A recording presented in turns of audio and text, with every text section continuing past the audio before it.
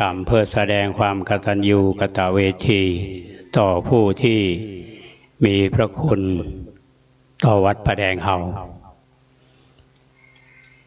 วัดพระแดงเฮาได้จัดงานวันกตัญญูมาตั้งแต่ปี 2562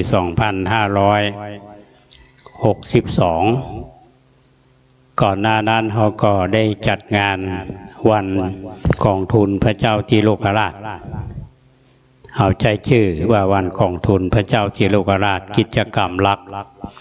ก็คือการมอบทุนการศึกษาคือเก่าพระภิกษุสงฆ์สามเณรวัดพระแดงเฮาที่ศึกษาพระธรรมวินัยนักธรรมสามัญและก็มหาวิทยาลัยมาอย่างต่อเนื่องพอมาปี 2552 เป็นปีชาตการ600 ปีพระเจ้าที่โลกราช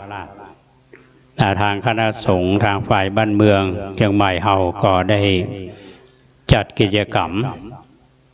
ชาตการคือวันเกิดของพระเจ้าที่โลกราช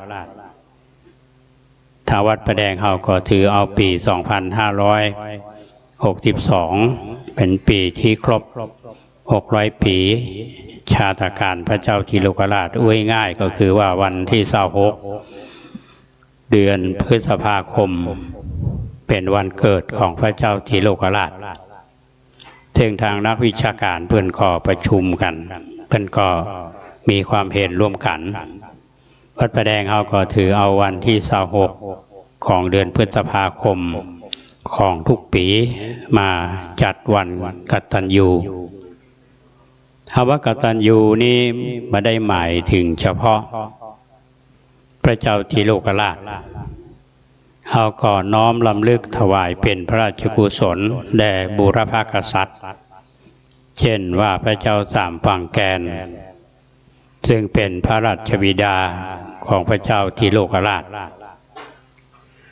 พระเจ้าที่โลกราชเป็นพระราชโอรสของพระเจ้าสามฝั่งแกน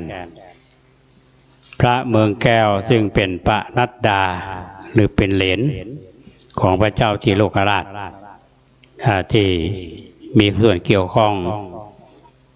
กับทางวัดพระแดงเฮานอกจากนั้นก็ยังมีบูรพาจารย์หรือว่าอดีตเจ้าวาดอย่างท่านพระญาณคัมภีร์มหาสวามีญาณโพธิมหาเมธังกรครูบาเจ้าศรีวิชัยพระอธิการอินแก้วอรินโทหรือห้องครูบาอ่องหลวงพ่อพระครูวิมลบรเวทเป็นต้น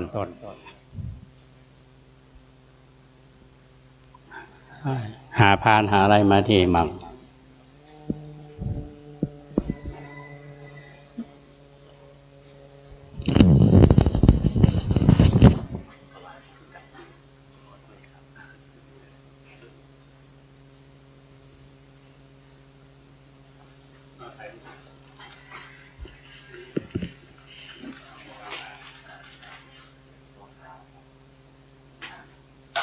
เปิดไม่เป็น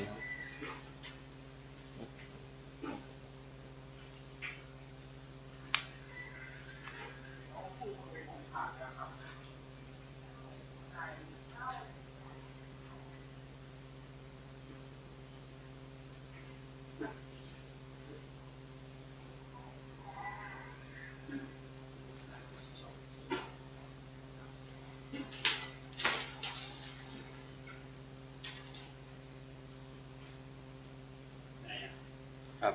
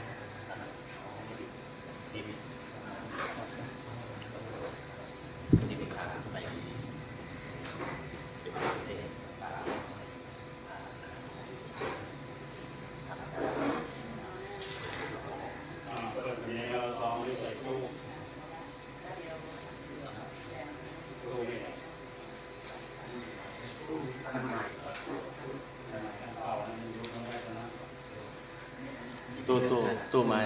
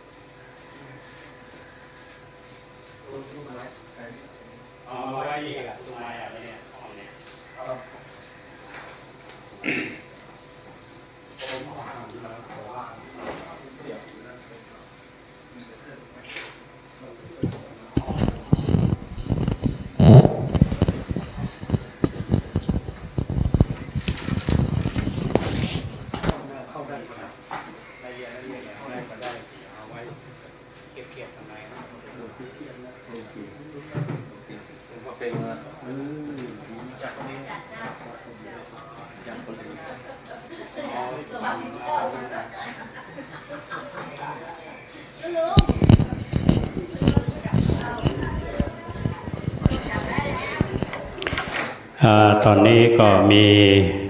ครูบาอาจารย์จากวัดต่างๆเพื่อนก็เริ่มทยอยมาตอนนี้หลวงพ่อเป่งปิยธรรมโม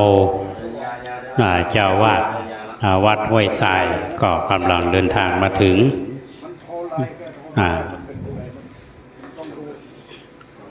ก็ขอนิมนต์นะครับตามอัธยาศัยนอกจากนั้นก็ยังมี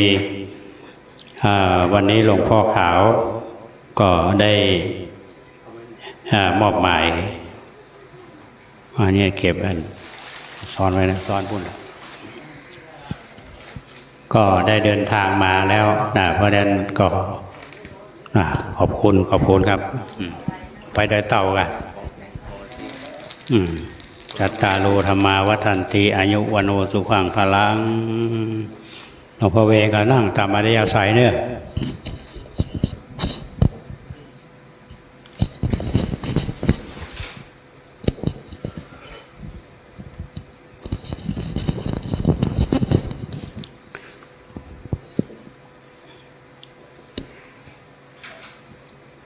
นอกจากที่เราจะแสดงความกตัญญูต่อบุรพกษัตริย์ดังที่กล่าวมาแล้วก็มีบุรพาจารย์อดีตเจ้าวาดวัดประแดงของเราคือพระญาณคัมภีร์พระมหาสวามีญาณโพธิท่านพระมหาเมธังกรตลอดถึงท่านครูบาเจ้าที่วิจัย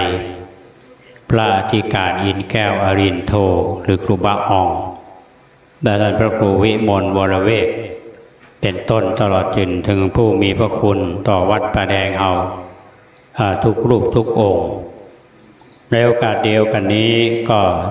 จัดทำบุญอายุวัฒนมงคล6 รอบ 72 ปีถวายแก่ธรรมาภาพที่ทางมหาวิทยาลัยมหาจุฬาลงกรณราชวิทยาลัย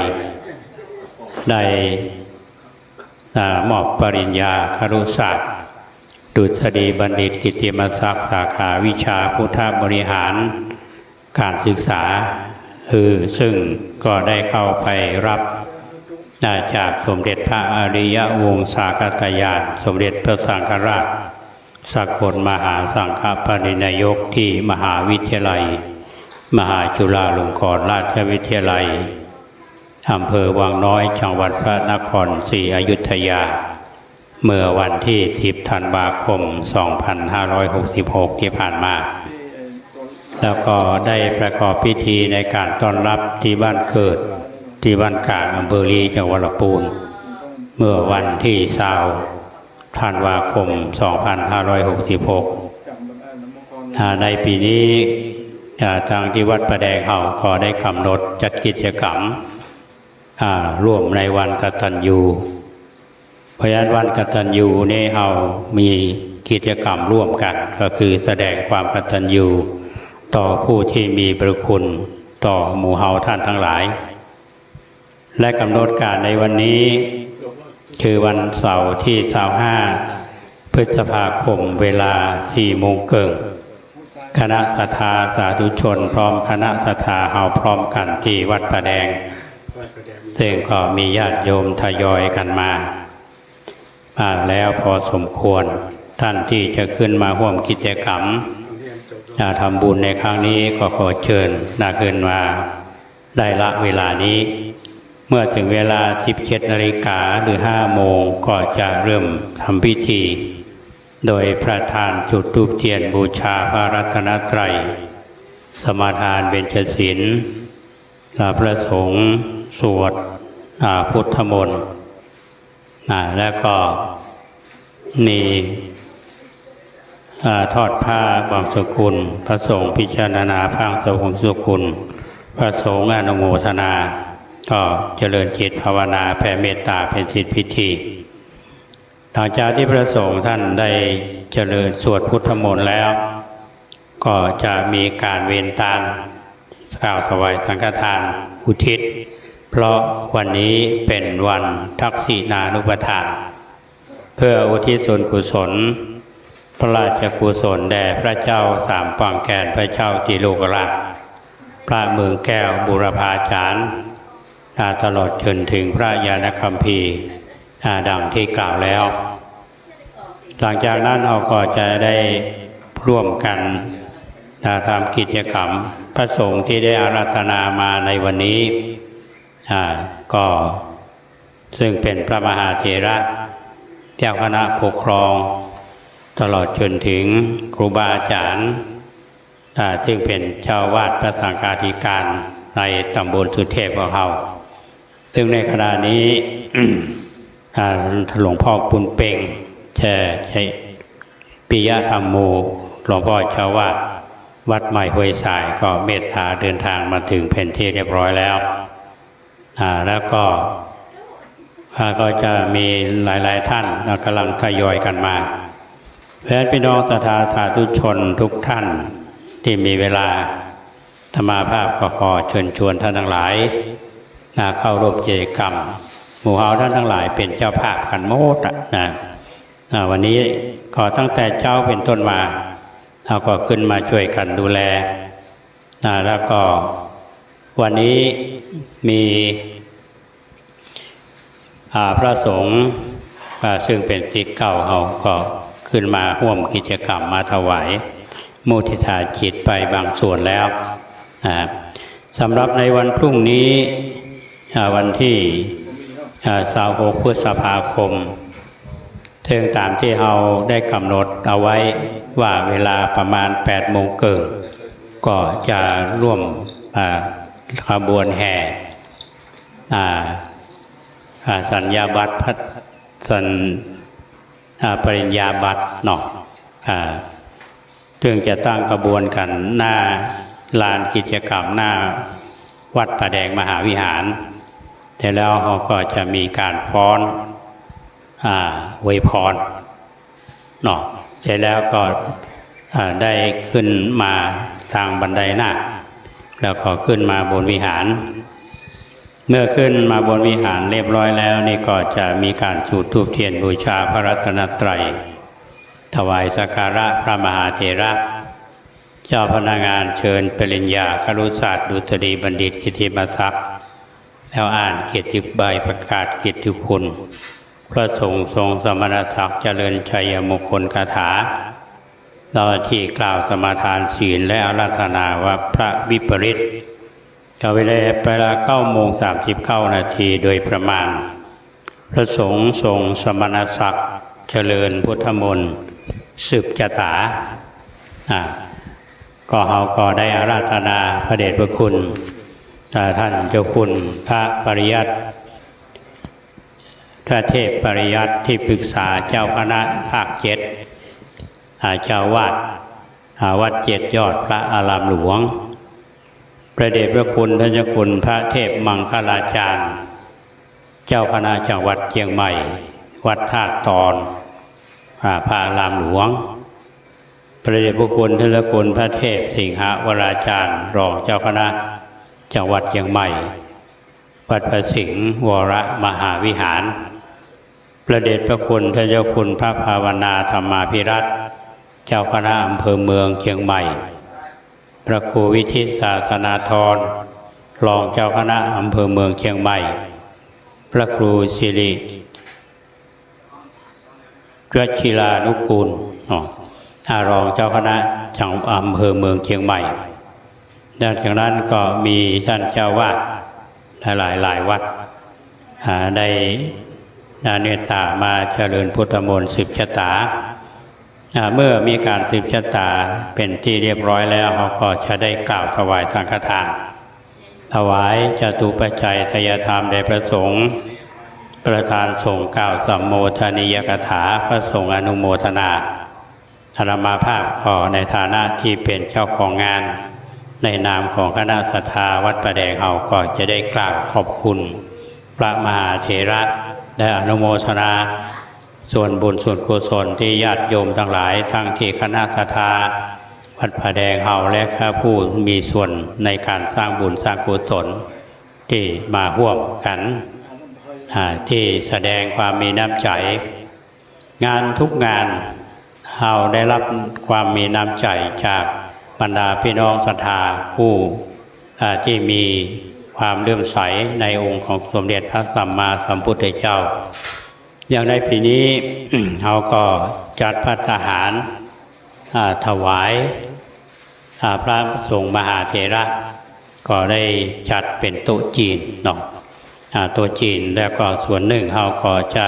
อำนวยความสะดวกให้กับพี่น้องท่านสาธุชนที่มาเข้าร่วมกิจกรรมก็ขออนุโมทนากับหลายท่านที่เป็นเจ้าภาพเทศกรรมอาตมาจะอนุโมทนาว่าภัยร่วมเป็นเจ้าภาพโต๊ะจีนพ่องได้กี่โต๊ะแล้วเหลือกี่โต๊ะเนาะนี่เป็นภัตตาหาร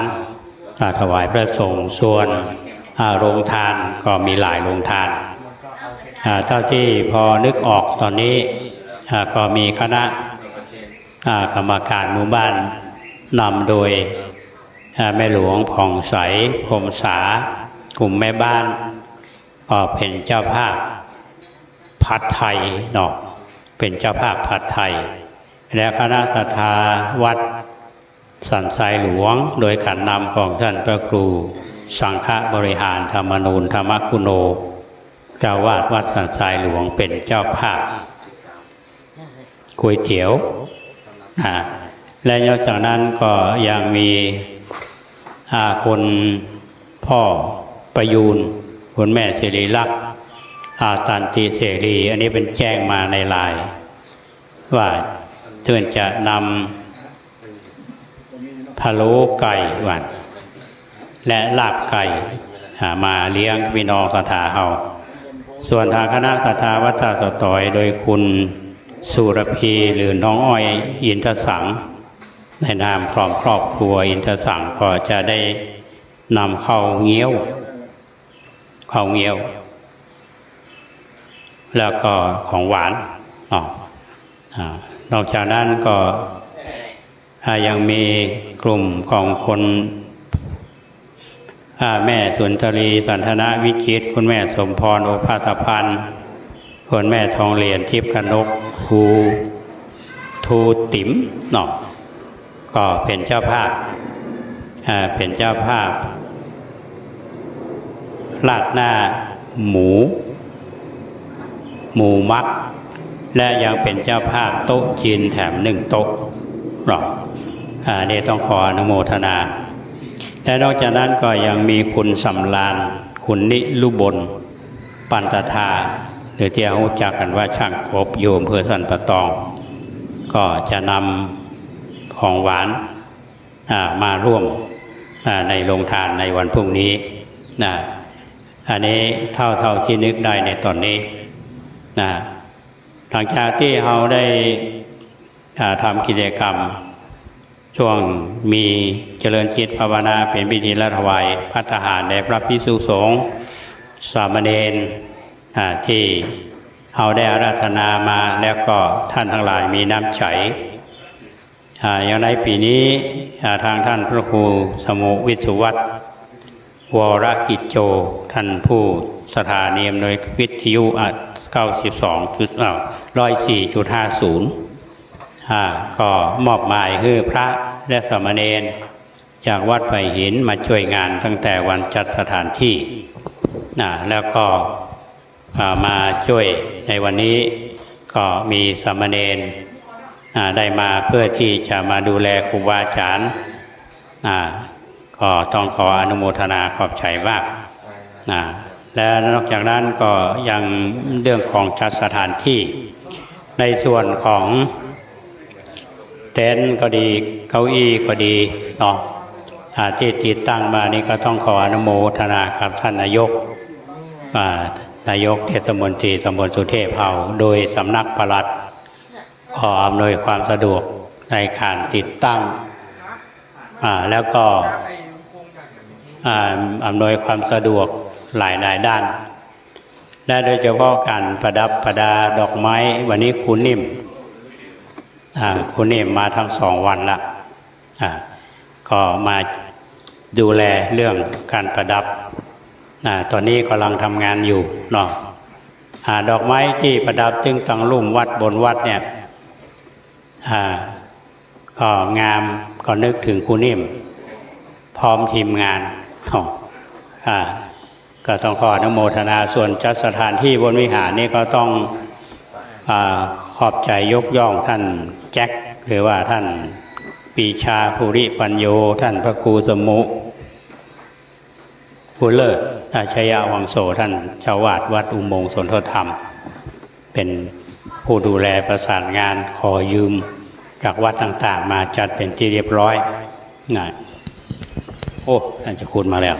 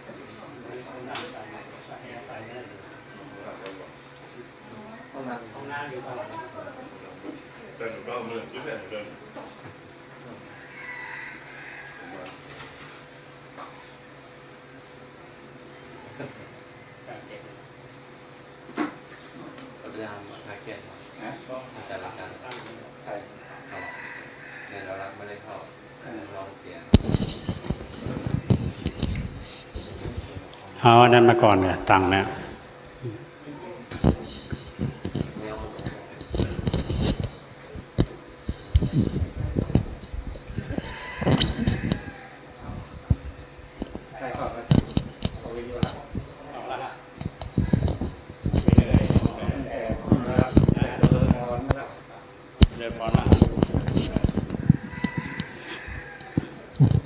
ต้องขออนุโมทนากับญาติโยมที่ได้เป็นเจ้าภาพโต๊ะจีน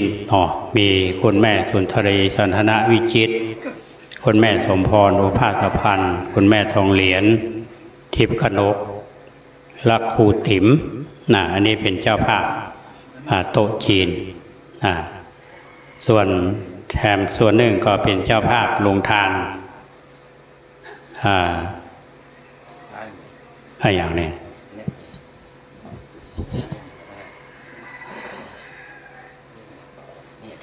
และท่านที่2ที่แจ้งความจำนงและเป็นเจ้าภาพก็ท่านผอ.ชิรศักดิ์อาจารย์กาญจนาตันพรมบ้านห้วยทรายก็เป็นเจ้าภาพ1 โต๊ะป้อนานสนันแม่แสงจันทร์เขียวแก้วพร้อมลูกหลาน1 โต๊ะหน่อยคุณแม่พรสวรรค์คุณพ่อยาลันแม่พรสวรรค์แบบว่า1 โต๊ะ แม่หลวงวันเพ็ญขันสุยะอดีตผู้ใหญ่บ้าน2 สมัยน่าเป็นเจ้าภาพ1 โต๊ะและก็คุณสะบงคุณสะบงชื่อคุณสะบงและคุณดารารัตน์ปานดอกไม้เป็นเจ้าภาพ1 โต๊ะแล้วก็คุณป้าจุลีวงไข่พร้อมลูกซึ่งมีนายกิติกรวงไข่นายเกียรติเกียรติกรเนี่ยมาวงไข่เขียนเองอ่านออกและนายธนพลวงไข่อันนี้ก็ร่วมกันเป็นเจ้าภาพ1 โต๊ะทันตแพทย์หญิงสวรสโอภาสพันธ์1 โต๊ะและคุณบัวผินสุนทรเวชอันนี้เพิ่นแจ้งมาตังโทรศัพท์ยังไม่ได้ใช้เงินเตื้อ เดี๋ยวเพิ่นจะมาหอมมันก็ได้สั่งโต๊ะจีน15 โต๊ะหนอกมาถวายพระเจ้าประสงค์ตลอดจนถึงญาติโยมที่จะมาร่วมงานอันนี้ก็ขออนุโมทนากับท่านที่กล่าวนามมานี้ตัวที่ได้เป็นเจ้าภาพ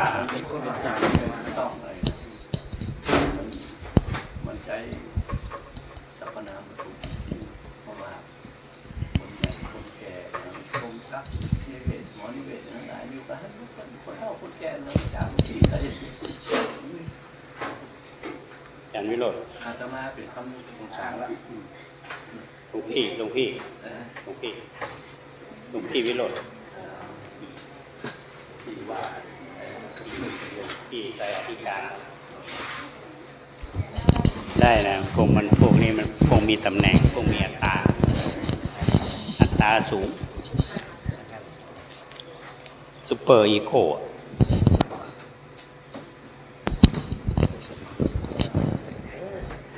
แถมสักคำหนึ่งก็จะได้เชิญท่านผู้ช่วยศาสตราจารย์รองศาสตราจารย์กัน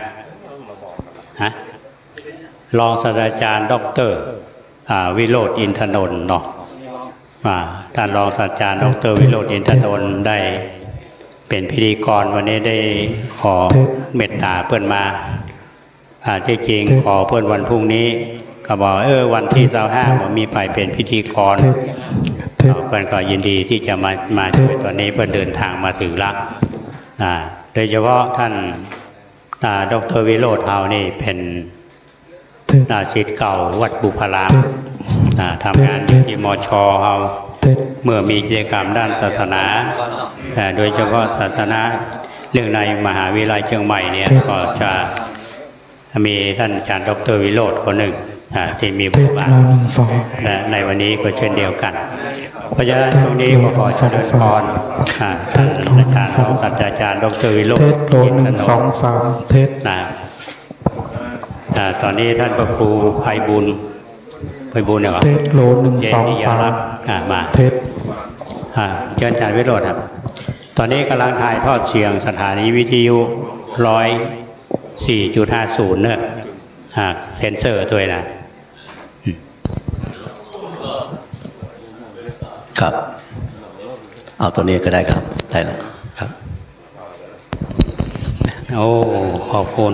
ท่านอาจารย์ดร.ดวงคำครับนมัสการหลวงพ่อครูบาพุทโธทุกองค์นะครับเรวะหาภูราปาริภูเรนติสาการังเอวะเมวะอิโตทินังเปตานังอุปกัปปติอิจิตังปฏิตังตุมหังคิปเมวะสามีจันตุสเปปุเรนตุสังกปา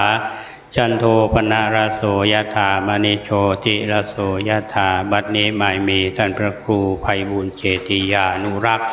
ท่านดร.ผู้ช่วยเจ้าอาวาสวัดพระธาตุเจ้าโดยสุเทพประธานสงฆ์วัดบลุกโมลีได้น้อมนำมายังเครื่องมุทิตาจิตและจตุปัจจัยมาถาปณะถวาย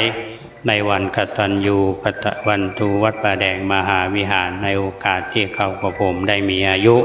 ครบ72 ปีในวันนี้และเป็นการเฉลิมฉลองปริญญาครุศาสตร์ดุษฎีบัณฑิตกิตติมศักดิ์ สาขาพุทธบริหารการศึกษาที่มหาวิทยาลัยมหาจุฬาลงกรณ์ท่านได้มอบคือวันนี้ต้องขอปูณอนุโมทนามาณโอกาสนี้บุญกุศลที่ได้กระทำบำเพ็ญขอให้ได้เป็นไปตามเจโตปณิธานะแม้นคำมักคำปรารถนามีด้วยประการฉันใดสามีจันตุจงปันอุดมสมดังคำมักคำปรารถนาจุเยี่ยงจุประการใจยะทุภวังใจยะมังคลังใจยะมหาสุขังทัพพีติโยอายุวันโนสุขังพลัง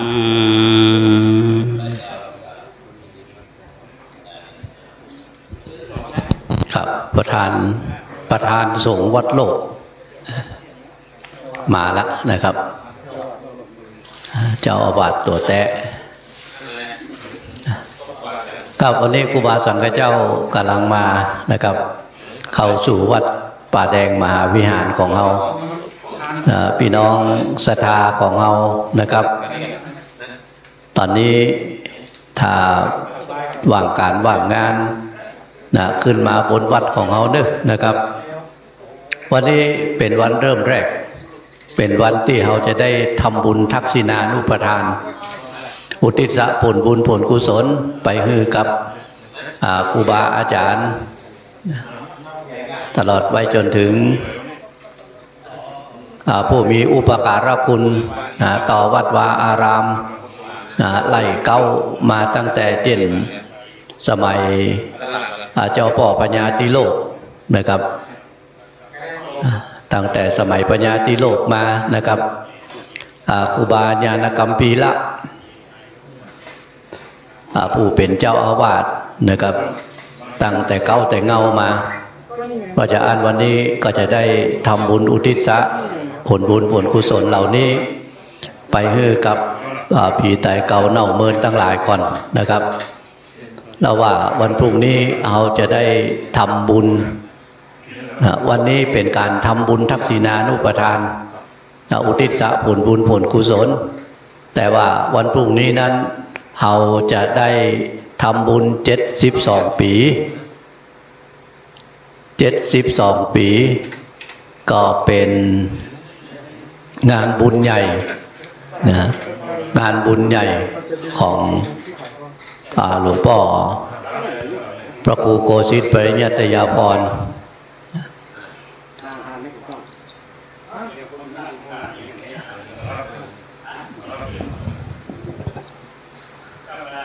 ประเดี๋ยวนี้หลวงพ่อวิมลมุนีรองเจ้าคณะจังหวัดมาแล้ว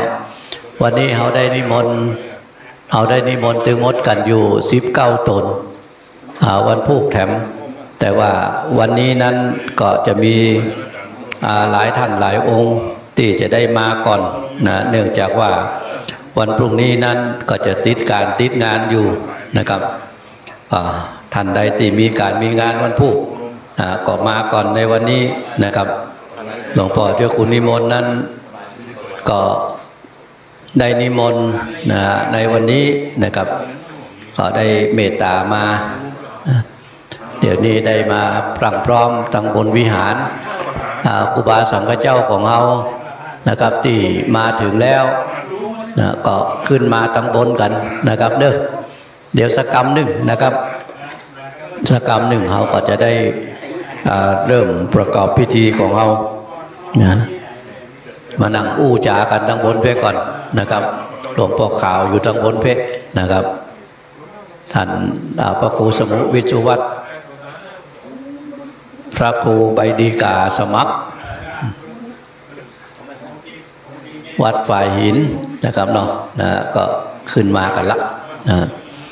วัดไก่วัดหิมวัดปี่วัดน้องนะครับกับตั้งแต่หลวงพ่อพระครูโคสิทธิ์ปริยัตยาภรณ์มาอยู่ที่วัดป่าแดงของเราที่นี่ก็ได้ช่วยพัฒนาวัดวาอารามก็เป็นที่ละเมาเอาใจเป็นที่ม่วนที่งานโดยการอุปถัมภ์จากคณะสถาปัตย์มช.คณะวิศวะมช.ที่อุปถัมภ์นี่คือคณะสถาปัตย์มาออกแบบเพื่อมาออกแบบออกผังวัดวาอารามไว้ให้อาจจะสร้างจะแปลงอย่างตั้งหลายอย่างใดคณะวิศวะมาช่วยปอช่วยก้อยให้นะครับก็ ก็เลยได้หลายอย่างหลายตีหลายตางนะครับเนาะอุโมงค์สวนพุทธธรรมมาแล้วนะครับนิมนต์กันเนอะนะครับ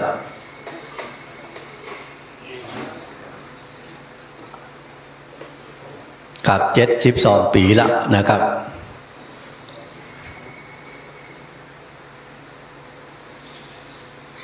12 5 60เนาะ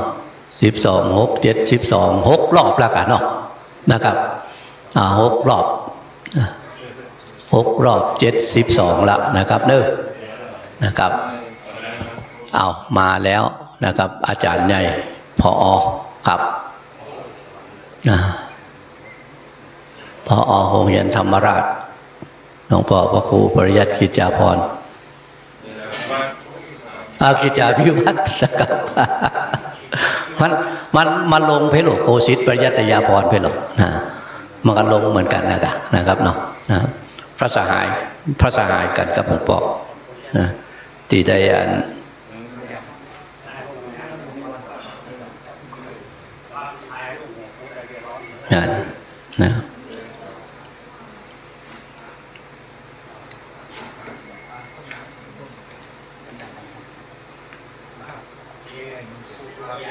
ครับ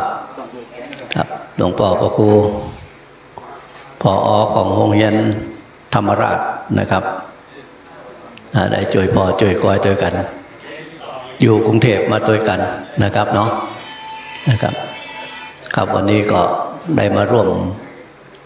มกินร่วมทานด้วยกันร่วมอนุโมทนาบุญด้วยกันนะครับวันนี้19 ตนนะครับที่ได้นิมนต์มาในวันนี้และวันพุธแถม27นะครับวันนี้รองเจ้าคณะจังหวัด2 ตนวัดสวนดอกหลวงพ่อพระราชรัตมุนีแล้วก็หลวงพ่อวิมลมุนีวัดสรีโสดานะครับหลวงพ่อพระครูปริยัติกิจจาภิวัตรวัดพระสิงห์หลวงพ่อพระครูสุวัตรปัญญาโสภิตนะครับครูบาแอวัดแสนเมืองมาหลวงหลวงพ่อพระมหาเกษมเขมาพินันโทวัดตาสตอยหลวงพ่อพระครูรัตนชัยธรรมอันนี้วัดเมืองศาสตร์นะครับวันนี้หลายวัดตั้งหลายปุ้นนะครับเนาะตั้งหลายปิงนะครับตีได้นิมนต์มานะครับมาแล้วนะครับหลวงพ่อโคศกเสียงเอกมาแล้วนะครับเนี่ยก็ได้กำไม้แล้วนะครับครับตุเจ้าหลวงศาลาครูบาศรีวิจัยนะครับมาแล้วเนอ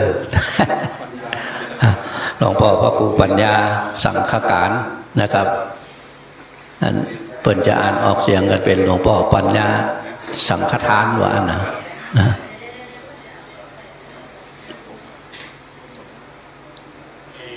กับโฆษกที่ช่วยพ่อช่วยก้อยช่วยอู้ช่วยจ๋านะครับในการในงานหลายสิ่งหลายอย่างนะครับ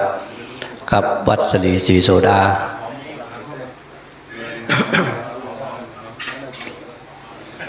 ตีได้นิมนต์ตั้งหลายปุ้นนักเนื่องจากว่าแต่ก่อนหน้านี้นั้นหลวงพ่อพระครูโคสิตปริยัตยาภรณ์อยู่วัดท่าสตอยนะครับแล้วก็จากนั้นก็ได้รับนิมนต์ให้มาอยู่ที่นี่นะครับเนอะนะครับหลวงพ่อเจ้าคุณนิมนต์โดยนะครับในนามวัดสรีโสดานะครับพระอารามหลวงในนามของพระเดชพระคุณหลวงพ่อนะ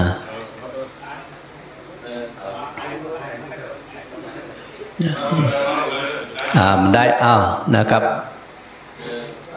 วันนี้ได้พระครูใบดิกานะเป็นคนเป็นช่างภาพนะปะต๊อกนะหลวงพ่อใส่โสภณมาแล้ว อุโบสถเงินมาแล้วนึกนะครับนิมนต์ก่อนอุโบสถเงินนะครับมาละนะอาจารย์อย่าเอาอุโบสถเงินมาตานนะประเด็นนี้นะเอามาแป่งเพศกรรมตะนะอุโบสถเงินนั่นนะเนาะ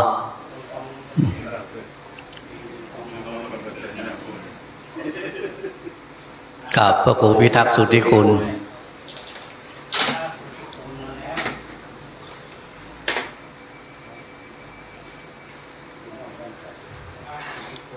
ครับนะครับถ้ามาแล้วต้องเป็นเครื่องเงินเนอะนะครับเดี๋ยวกันหลวงพ่อสมัครเลขาหรอนะ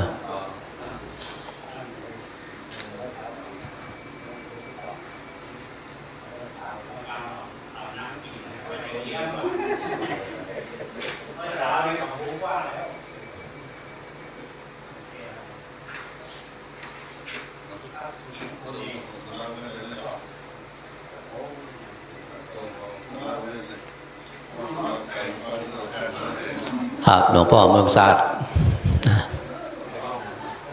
หลวงพ่อเมืองศาสตร์หลวงนะครับ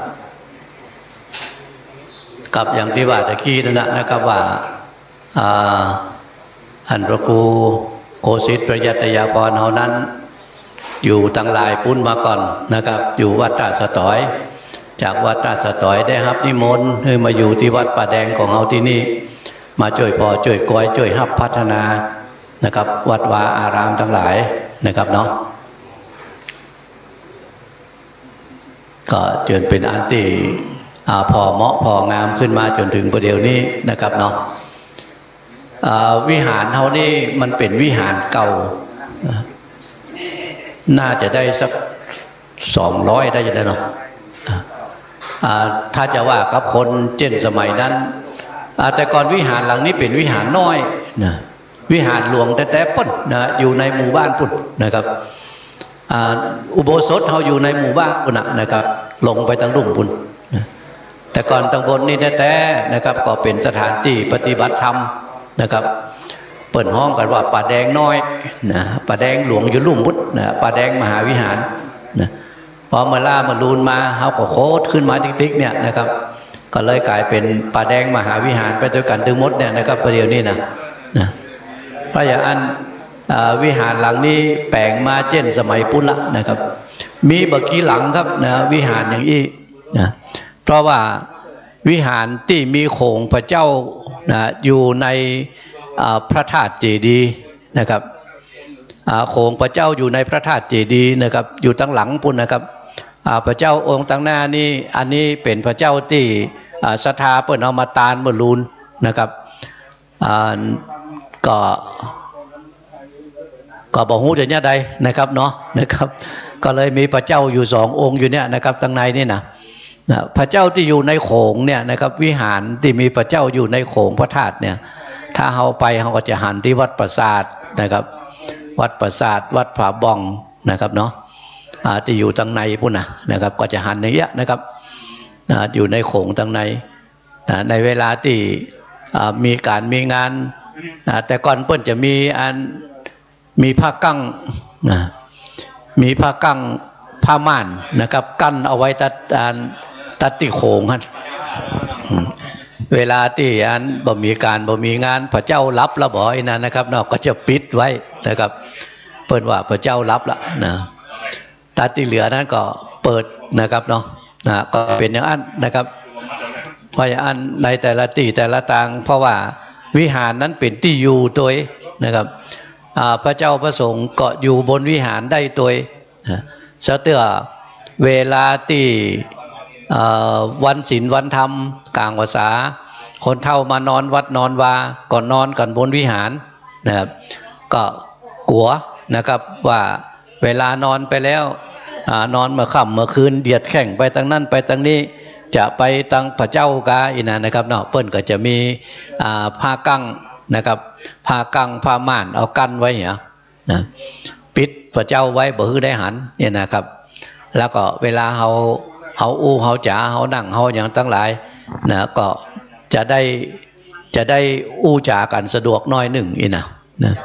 อันนี้ก็จะเป็นเจนแต่ก่อนละนะครับเนาะแต่ว่าพอพดมาแผ่วประเดี๋ยวเนี่ยนะครับบอกให้มีที่ไหนละนะครับ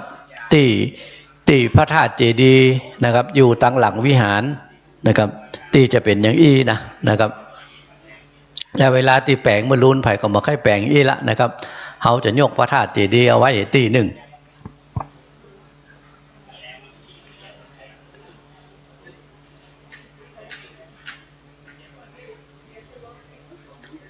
ครับเดี๋ยวสักกรรมก่อนเนาะนะครับอันได้ยินเสียงดร.สมทบนะครับอันว่าจะมาช่วยกันนี่อยู่นี่นะครับเนอะนะครับมาละดร.สมทบมาละว่ามาแล้วผาลาดนะครับปดโทใหญ่แต่ใหญ่ว่าเฮ้ยนะให้ช่วยยกมานะปันเศร้ากะใจกะ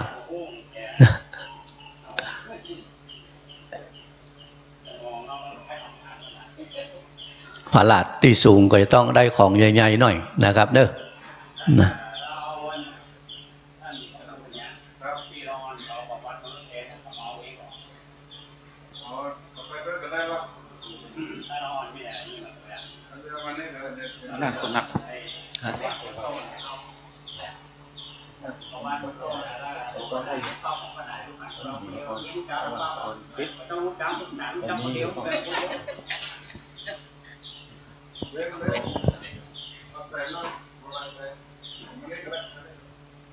ถ้าเอาอันใดเอาอย่างกันพ่องพอเตเนอร์นะครับวันนี้อันใดที่ได้ช่วยกันได้นะครับ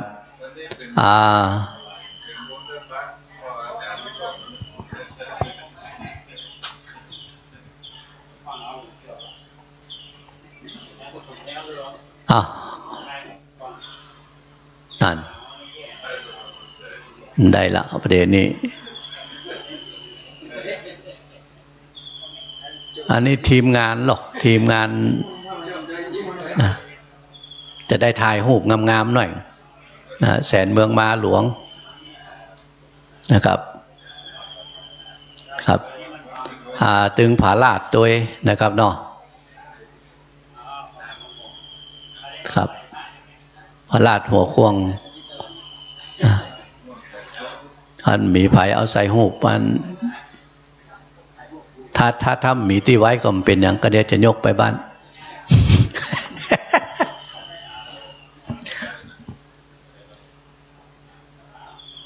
โอ้ก็ถ้าได้ใส่พระเจ้าไว้สูตรกูคืนนี่จะม่วนใจขนาดนี้นะ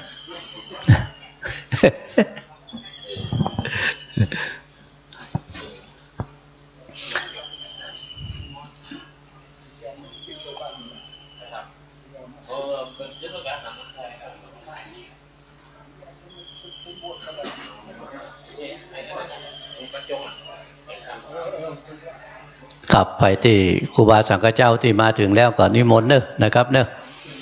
ขึ้นมากันทางบน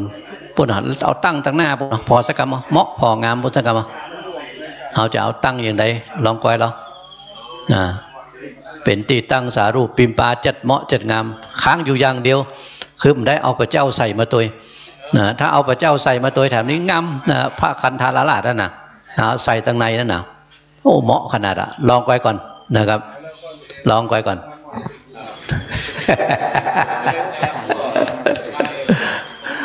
พระเจ้าองค์ตั้งหน้านั่นนะโทษนะถ้านั้นเขาใส่แล้วก็พระเจ้าองค์ตั้งหน้านั้นใส่เข้าไปตั้งในแบบนี้โอ้เหมาะงามแท้ๆนะครับพอเหมาะพองามเปิงครับเปิงกับสกิทาคามีผาลาดนะครับ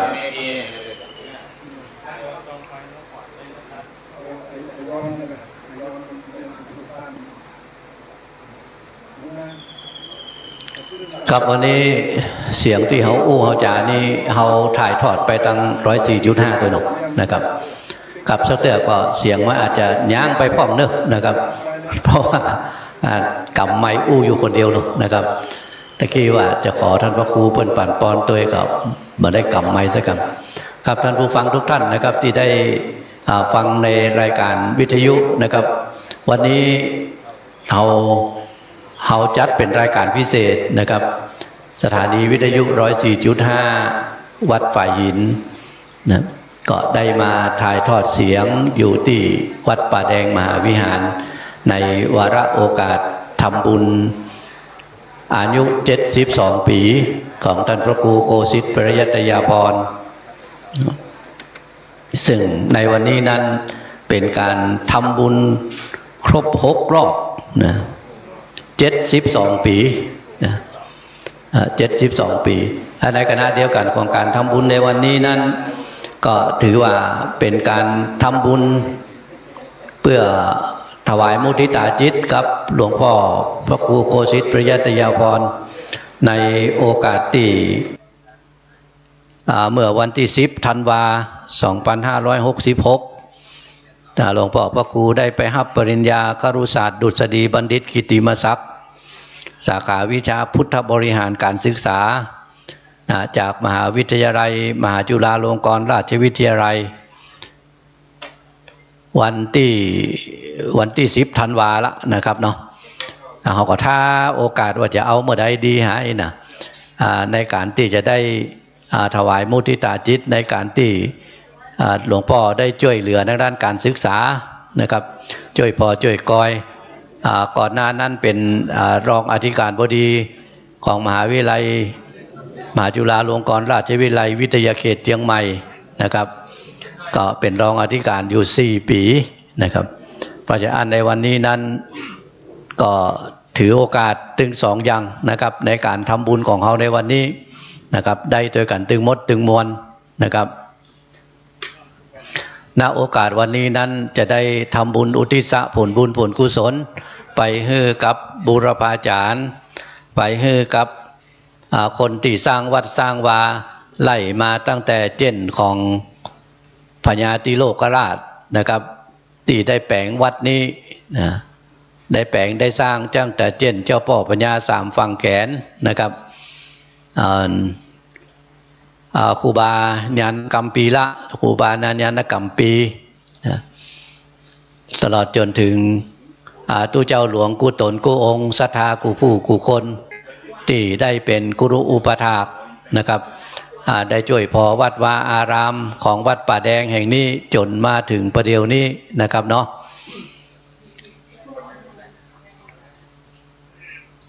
ตั้งแต่ปศ1900ต่อใดละนะ1,900 ปลายนะครับที่แปลงวัดแห่งนี้นะจนว่าพดมาจนถึงประเดี๋ยวเนี้ยนะครับเนาะก็500-600นะครับ600 กว่าปีละนะครับเนาะ600 กว่าปีละ600 ปีละนะครับของการแปลงวัดป่าแดงเขาจะอ่านวัดป่าแดงหลวงนะครับหรือห้องกันว่าป่าแดงมหาวิหารนะแต่ก่อนนั้นเป็นวัดป่านะครับเพราะว่า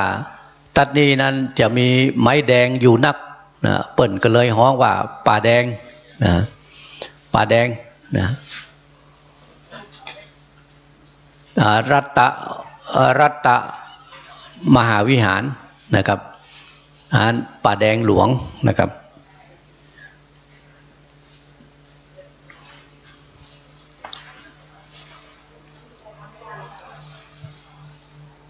เป็นที่อยู่ของคณะสงฆ์เตี่ยวห้องกันว่า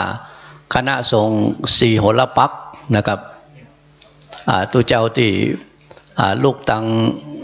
ลังกานะครับไม่ใช่ตู้เจ้าลูกลังกาแล้วนะครับตู้เจ้าบ้านเฮาเนี่ยนะครับไปห้ำเฮียนหนังสือที่ลังกาปิกมาแล้วเจ้าพ่อปัญญาแปลงวัดนี้อยู่นะครับมาช่วยกำจูศาสนานะพอก้อยวัดวาอารามทั้งหลายนะก็เลยได้ชื่อว่าเป็นคณะสงฆ์แถมคณะหนึ่งนะครับจากที่เชียงใหม่ของเขาแต่ก่อนมาหลังเจนสมัยที่แปลงบ้านแปลงเมืองอันก็คือเจนสมัยของเจ้าพ่อปัญญามังลายนะแปลงเมืองเชียงใหม่มาเขาก็มีคณะสงฆ์อยู่คณะเดียวคือคณะสงฆ์ที่เจ้าแม่จามเทวีเอาขึ้นมาจากเมืองละโวนะเป็นพุทธศาสนาเถรวาทนะครับเอาขึ้นมาแล้วก็พออยู่มาแถมเจนสมัยเจ้าพ่อปัญญาคือนาเขาก็ได้คณะสงฆ์จากสุโขทัยนะก็ขึ้นมาอยู่นะครับเจ้าพ่อปัญญาคือนาก็แปลงวัดสวนดอกขึ้นอยู่นะครับเพราะฉะนั้นเขาก็ห้องว่านิกายอันนั้นเป็นคณะสงฆ์ของสวนดอกนะพอทัดลงมาแถมเมื่อพระญาณกัมปีนะครับไปห้ำเฮียนหนังสือปิกมาแล้วนะครับเจ้าพ่อปัญญาแปลงวัดที่นี่คืออยู่แถมนะครับเนาะก็เลยเป็นที่อยู่ของคณะสงฆ์ป่าแดงนะ อันเจนพระศาสนาตอนนั้นเนี่ยนะครับในเวลาที่เปิ้นอู้กันก็จะมีอยู่สองป่านะมีอยู่หนึ่งป่ากับหนึ่งสวนนะครับคือสวนดอกกับป่าแดงนะให้นั้นสวนดอกกับป่าแดงนะเปิ้นก็จะเล่ากันไปอย่างเงี้ยนะครับเนาะประเดี๋ยวนี้บ่มีละนะครับที่เป็นนิกายนี่นะที่เป็นนิกายว่านิกายสวนดอกนิกายป่าแดงนี่นะจะตั้งทำไมกันมานะเอาท่านพระครูโคสิตเป็นเก้านิกายป่าแดงกันมานะนิกายโบสถ์ป่าแดงก็อยู่นี่นะเขาก็จะนิกายป่ากับนิกายสวนนะครับนิกายป่ากับนิกายสวนนี่เจียงตุงก่อนหน้านี้นะสัก30-40 ปีนี่ยังมีอยู่นะครับคือนิกายป่ากับนิกายสวนเนี่ยนิกายป่าก็คือนิกายป่าแดงนะครับนิกายสวนก็คือนิกายสวนดอกนะมีข้อวัดปฏิบัติบางอย่างเป็นตัวเจ้าเหมือนกัน227เหมือนกันนะครับแต่ว่าข้อวัดปฏิบัติบางอย่างนะที่ว่ามันผิดกันไปสักเล็กสักน้อยบ่ได้นะครับอันอย่างพ่องนะครับอันหนึ่งกำไม้เต้าอันหนึ่งบะกำไม้เต้าอย่างเงี้ยนะครับเนาะนะอันนี้ก็จะเป็นข้อวัดปฏิบัติที่แตกต่างกันไปสักเล็กสักน้อยนะการออกเสียงสวดบ่เหมือนกันเนี่ยนะแต่ประเดี๋ยวนี้เหมือนกันไปหมดละนะครับเพราะว่าเช่นเมื่อเฮาไปอยู่กับกรุงเทพนะครับเฮาอยู่กับกรุงเทพก่อนนะครับเช่นว่าเมื่อกรุงเทพได้ขยายอิทธิพลของตัวเก่าขึ้นมาจนเผียวบ้านเฮา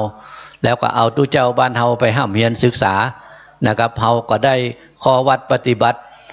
หลายสิ่งนะครับมาจากต่างกรุงเทพแล้วก็ยึดถืออันนั้นนะครับเนาะมาก็เป็นอันเดียวกันไปเพราะจะอันหลายสิ่งหลายอย่างนะครับก็บ่ได้มีละนะครับเพราะจะอันก็เหลือกระจื้อว่านิกายสวนนิกายป่านะครับนะความที่พระญาณกัมพีระนะครับได้ไปศึกษาอยู่ที่ลังกานะครับเช่นสมัยนั้นนะครับเช่นสมัยเจ้าป่อปัญญาสามฝั่งแขนนะพระญาณกัมพีระนั้นเก่าแต่นั้นอยู่วัดนันตารามพุ่นนะ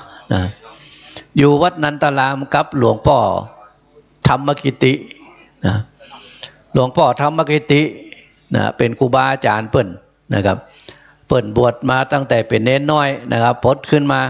ห้ำเฮียนหนังสือเป็นคนหูนะในพระไตรปิฎกนะครับได้ศึกษาห้ำเฮียนมาครบถ้วนบริบูรณ์แล้วนะครับเปิ้นก็สอนหนังสือแทนอาจารย์ของเปิ้นคือหลวงพ่อธรรมกิติแล้วหลวงพ่อธรรมกิติก็ย้ายมาอยู่วัดปันเหลานะครับหลวงพ่อธรรมกิติย้ายมาอยู่วัดปันเหลาก็เลยท่านญาณกัมพีระเนี่ยนะครับเนาะได้พอได้ก่อยวัดนันตารามแทนอยู่ไปอยู่มาก็มีความสงสัยนะหลายสิ่งหลายอย่างนะในที่สุดก็เลยถามครูบาอาจารย์ของเพื่อนว่าหนอติตูเจ้าบ้านเฮามันอย่างอี้มันสวดอย่างอี้แล้วมันบัถูกกล้าหาอีนะหลวงพ่อพระธรรมกิติก็บอกว่าเฮาก็เฮียนกันมาอย่างเงี้ยถ้าใครหูแต่ว่ามันเป็นจะใดนะปุ๊บไปลังกาเตอะนะพอได้ยินกรรมอย่างอันแล้วเนี่ยนะครับเปิ้นก็เลยไปที่ลังกาเลยนะครับเช่นสมัยเจ้าพ่อปัญญาสามฝั่งแขนปาเอาตู้เจ้าเชียงใหม่ไปตัวนะครับเนาะลงไปจนถึงอโยธยาไปแผ่วอยุธยาเปิ้นก็ฮื้อตู้เจ้าไปตัวถังนะครับเตียวกันลงไปหรอนะครับ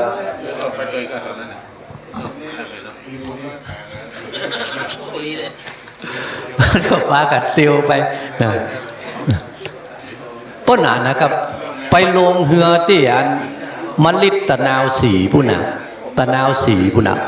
ประเทศนี้อยู่ในสิงคโปร์พวกกันเนาะนะครับพม่าทางผู้น่ะนะครับทางคอขอดกะทางผู้น่ะทางใต้ผู้น่ะนะครับเนาะไปลงเหือที่พุ้นนะครับเพื่อที่จะไปลังกานะครับแล้วก็ไปอยู่ลังกานะไปเป๊กใหม่ไปบวชใหม่อยู่ที่ลังกาได้แต่5 ปีนะเรียนพระธรรมวินัยจบเรียบร้อยแล้วก็เลยปิกมาบ้านเลยนะครับเนาะ ปิกมาบ้านก็ไล่เทศนาสั่งสอนมาตั้งแต่ปุ้นนะครับไล่มาตั้งแต่อันมฤตนาวสีขึ้นมาแผ่วอโยธยาขึ้นมาแผ่วพิษณุโลกสองแควเข้ามาสุโขทัยนะครับมาขึ้นมาจนว่ามาพดเชียงใหม่เนี่ยนะครับเนาะก็มีคนเข้าหีดเข้าหอยบวชโดยเปิ้นนักหนาปาปาน กรรมอันหนึ่งตีว่าตุเจ้าบ่เก่าดีไทยจะบ่ใจก็หายนะเพิ่นว่าในเวลาบวชเนี่ยออกเสียงสวดบ่ถูกเฮ้ยว่านะคือพุทธศาสนาบ้านเฮาเนี่ยนะครับมันจะมีอยู่สองอย่างก็คือว่าอันหนึ่งการเข้ามาของมหายานตังสุโขทัยนะครับซึ่งพุทธศาสนามหายานนั้นจะใช้ภาษาสันสกฤตนะครับแต่ว่าถ้าเป็นพุทธศาสนาแบบเถรวาทจะใช้ภาษาบาลีนะครับทีนี้พอเป็นแบบมหายานที่ใช้ภาษาสันสกฤตเนี่ยนะครับภาษาสันสกฤตนั้นในเวลาออกเสียงสักอย่างเนี่ยนะครับมันก็ยังสระอังเนี่ยนะอังนิกหิตเนี่ยแต่ว่าถ้าเป็นสันสกฤตมันไม่ได้ขึ้นเสียงอังนิกหิตมันไม่ได้ขึ้นเสียงหูดังแต่มันออกเสียงเป็นธรรมพุทธังสรณังคัจฉามินั่นนะมันก็เป็นพุทธธรรมแต่ว่าของเฮานี่อ่านออกเสียงเป็นพุทธังสรณังคัจฉามินะท่านญาณกัมปีตอนนั้นอยู่บ้านเฮานี่คือว่าให้ไปอ่านออกเสียงได้หานะมันบ่ถูกก้านะเปิ้นว่าสรณังคัจฉามิของเฮาไปว่าสรณังคัจฉามิเนี่ยมันบ่ถูกรู้นี่นะคือมันก็มีข้อสงสัยเนาะนะเปิ้นถามอาจารย์ของเปิ้นคือภาษาบาลีนั้นมันมีอยู่อย่างหนึ่งก็คือว่าเวลามันเข้าไปอยู่ในที่ใดเนี่ยนะครับมันจะใช้ตัวอักษรของที่หันเพราะฉะนั้นเมื่อพระศาสนาขึ้นมาอยู่บ้านเฮาก็เลยต้องมาใช้ภาษาตัวอักษรของบ้านเฮา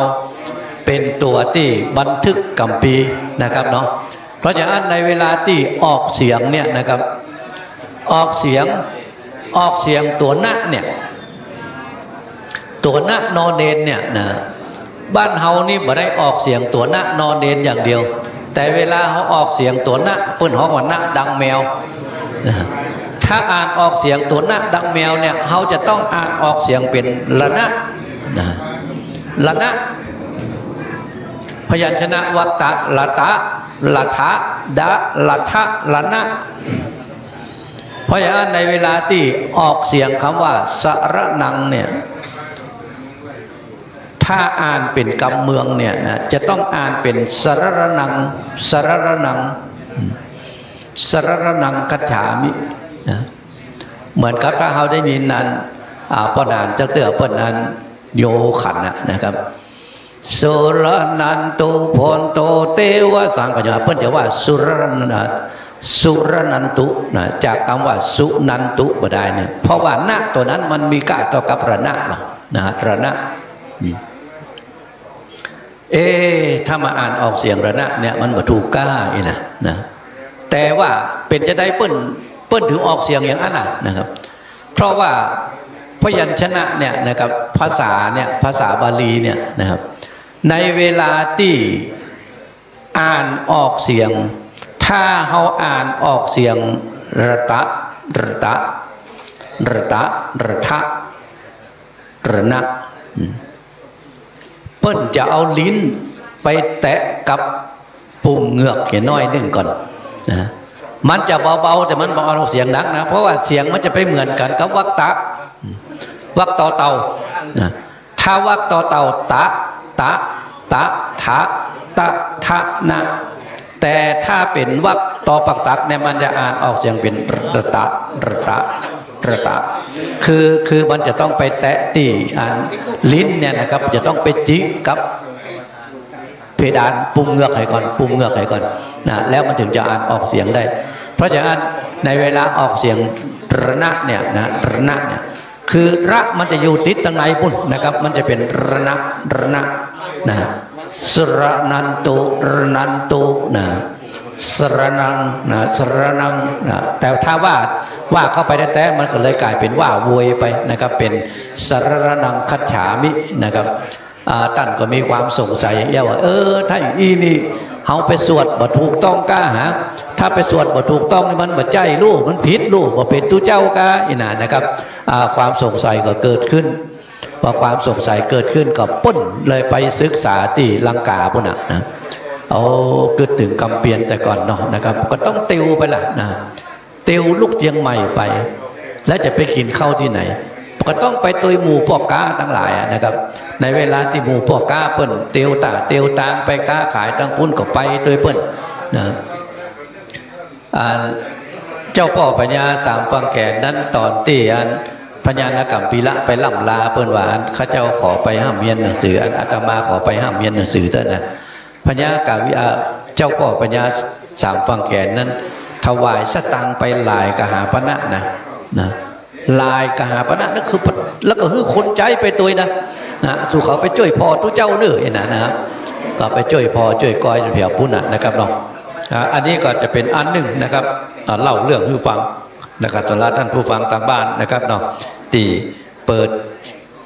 104.5ฟังในรายการกันไปตัวนะครับเนาะก็เล่าเรื่องอันนี้ให้กับทุกท่านได้ฟังกันนะครับเนาะประเดี๋ยวนี้สารธรรมกับเมืองมาได้ออก4 โมงครึ่ง5 โมงละนะครับปุ่นไปออกเที่ยงคืนปุ่นประเดี๋ยวนี้เอาเรื่องเก่ามาเล่าให้กันฟังเด้อนะครับมาแล้วนะครับรองเจ้าคณะอำเภอแม่แจ่มนะ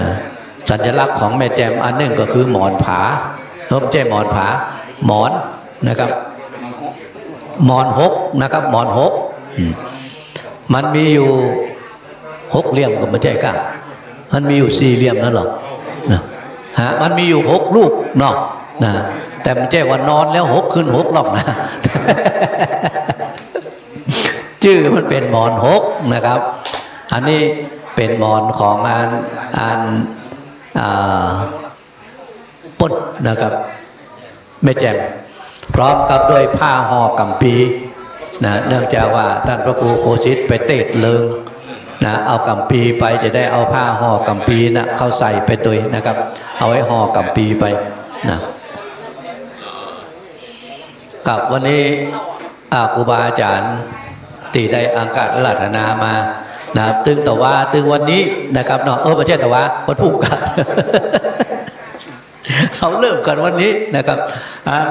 วันนี้เขาจะทักษิณานุปทานมาได้นะครับเนาะทักษิณานุปทานก็คือว่าจะทำบุญอุทิศผลบุญผลกุศล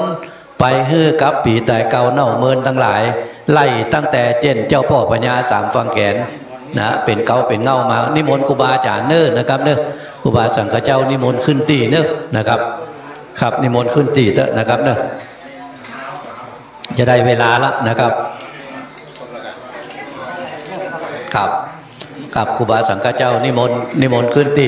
นิมนต์หลวงพ่อขาวหลวงพ่อเจ้าคุณนิมนต์เป็นเก้าเป็นประธานนะครับหลวงพ่อเจ้าคุณนิมนต์บอกให้เป็นเก้านะครับจะเป็นประธานได้อยู่นะครับรองเจ้าคณะจังหวัดเชียงใหม่นะครับผู้ช่วยเจ้าวาดพระรามหลวงวัดสรีศรีโสดาพระรามหลวงนะครับก็นิมนต์หลวงพ่อพระคุณเจ้าคุณวิมลมุนีนะเป็นประธานนะครับเป็นเก้านะครับเป็นเก้าเป็นประธานละนะครับไป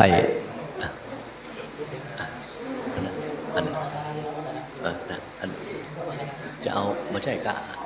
เอาไปเปลี่ยนผู้ชามได้กันเนาะกับอันหูครูบาอาจารย์นั่นแหละเนาะครูบาอาจารย์มอบแล้วเนาะกับนิมนต์เนอะนะครับครูบาสังฆเจ้านะครับขึ้นนั่งบนแท่นทางเพศกรรมเนอะนะครับเดี๋ยวเราจะได้เริ่มละนะครับเนอะครับในโอกาสวันนี้นะครูบาสังฆเจ้าหลายตนหลายองค์นะครับขอนั่งเก้าอี้ก็มีนะครับเนาะท่านพระครูปัญญาสังฆการขอนั่งเก้าอี้เตอะว่าอันนะพระครูไพบูลย์ขอนั่งเก้าอี้ว่าอันมาได้ย้อนแข้งมาได้นะครับเนอะเอานิมนต์เนอะ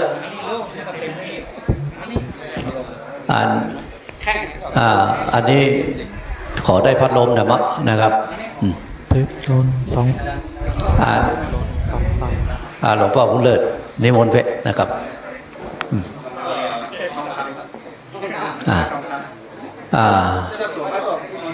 หลวงพ่อพระครูไพบูลย์นิมนต์นางเพชรเดี๋ยวจะบินพัดลมมา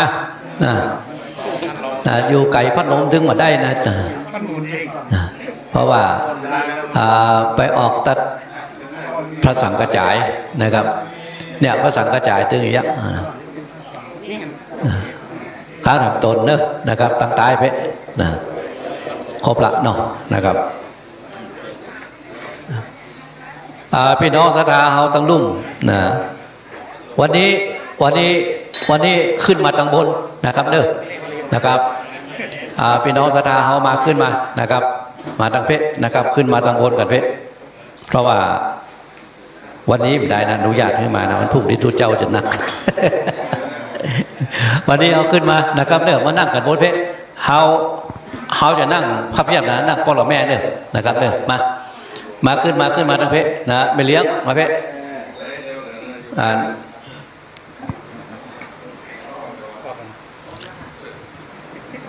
ขึ้นมาด้วยกันทั้งพร้อมทั้งบนกันเพนะครับเดี๋ยวเราจะได้เริ่มประกอบพิธีกันละนะครับเนอะความร่างร้องของเรามาขึ้นมาทางเพนะครับ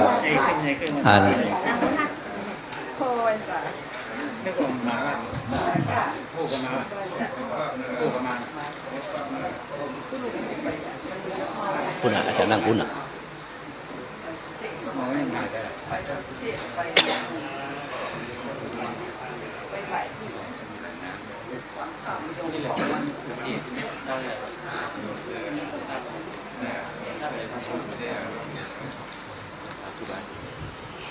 ครับเชิญชวนพี่น้องศรัทธานะครับพี่น้องศรัทธาป่าแดงเราพี่น้องศรัทธากูผู้กูคนเนอนะครับมาเจ๊ป่าแดงก็มานะครับพี่น้องที่ร่วมกินร่วมทานด้วยกันในวันนี้นะครับได้ขึ้นมากันตั้งบนในวันนี้นั้นเป็นวันที่เราจะได้ทำบุญทักษิณานุปทานเพื่อที่จะอุทิศผลบุญผลกุศลที่เราได้กระทำในวันนี้นะครับอุทิศผลบุญผลกุศลเหล่านี้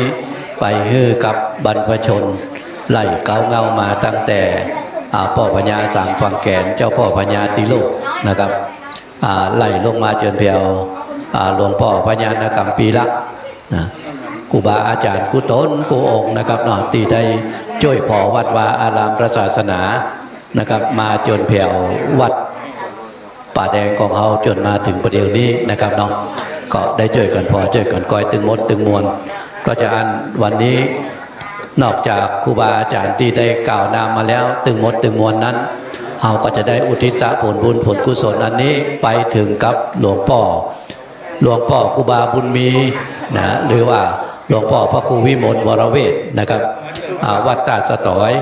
ซึ่งเป็นบุรพาจารย์ซึ่งเป็นอาจารย์ของหลวงพ่อพระครูโคสิตประยัตยาพรนะครับจากวัดตาสตอยมาอยู่ที่วัดป่าแดงของเราที่นี่นะครับเนาะเพราะฉะนั้นในวันนี้นั้นหมู่เฮาก็มานะครับขึ้นมาด้วยกันมากินมาทานด้วยกันนะครับคณะศรัทธาของเรานอกจากวันนี้ในช่วงของมะค่ำมะแรงวันนี้วันพุธนะครับเราก็จะเริ่มกันตั้งแต่8 โมงครึ่งนะครับที่เราจะได้ทำบุญกันวันพุธนี้ก็จะได้สืบชะตากันตัวนะครับทำบุญของหมู่เฮาตึงมดตึงมวลกันนะครับเนาะพี่น้องศรัทธาที่อยู่ทั้งบ้านทั้งจองนะครับเนาะได้ยินเสียงอันนี้จะมาร่วมบุญด้วยกันนะครับวันนี้มาบัตันบ่เป็นยังนะครับวันพุธก่อยมานะครับเนอะนะครับวันพุธก็มากินมาทานด้วยกันที่วัดป่าแดงนี่นะครับพร้อมกับคณะศรัทธาของหมู่เฮาคณะศรัทธาป่าแดงคณะศรัทธาตำบลสุเทพตำใกล้ตำหิมของเฮาตึงมดตึงมวลเนี่ยนะครับเนอะนะครับได้มากินมาทานด้วยกันที่นี่นะครับ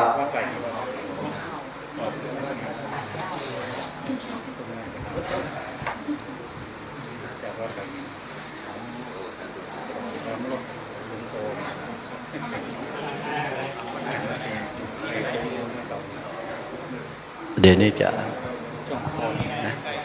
อันจัดพระครูจัดพระครูขึ้นเวกแล้วบอกจัดพระครูขึ้นนี่ก่อนบอกขึ้นตรงบนก่อนบอกเอาเลยก่อน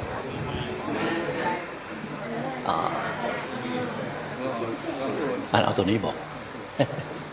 เอาตัวนี้บอกก็มันเตือน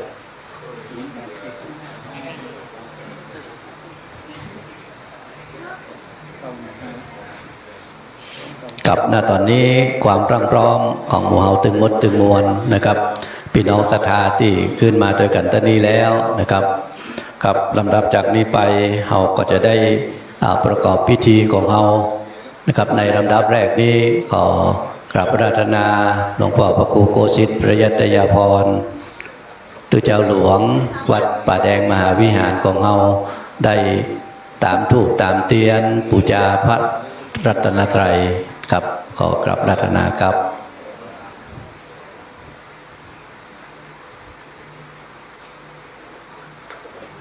ครับพี่น้องศรัทธาเฮากูผู้กูคนประนมมือเน้อ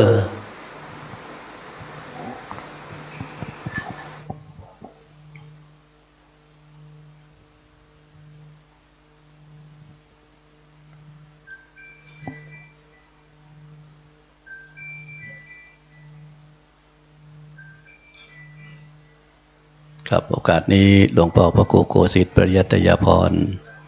กำลังตามธูปตามเทียนบูชา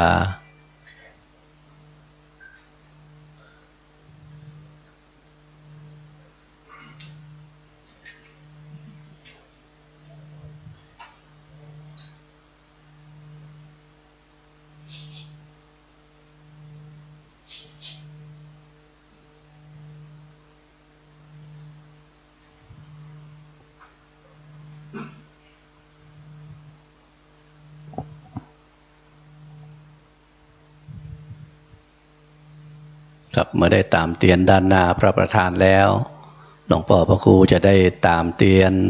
ตั้งด้านหน้าของสารูปของครูบาอาจารย์นะครับ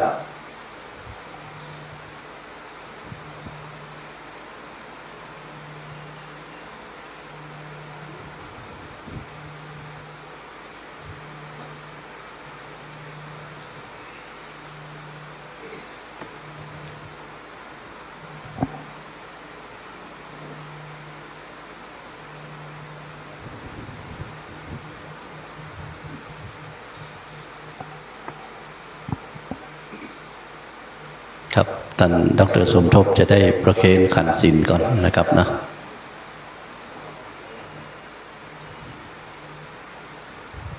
ครับลำดับจากนี้ไปปอาจารย์จะได้เป็นผู้กล่าวนำในการไหว้พระหับศีลของหมู่เฮาเป็นลำดับถัดกันไปนะครับครับต่อไปกล่าวคำไหว้พระพร้อมกันนะครับอิมินาสกาเลนะพุทธังอภิปูชยามะอิมินาสกาเลนะธัมมังอภิปูชยามะอิมินาสกาเลนะสังฆังอภิปูชยามะอะระหังสัมมาสัมพุทโธภคะวาพุทธังภคะวันตังอภิวาเทมิสวากขาโตภคะวะตาธัมโมธัมมังนามัสสามิสุปฏิปันโนภะคะวะโตสาวกสังโฆสังฆังนะมามิ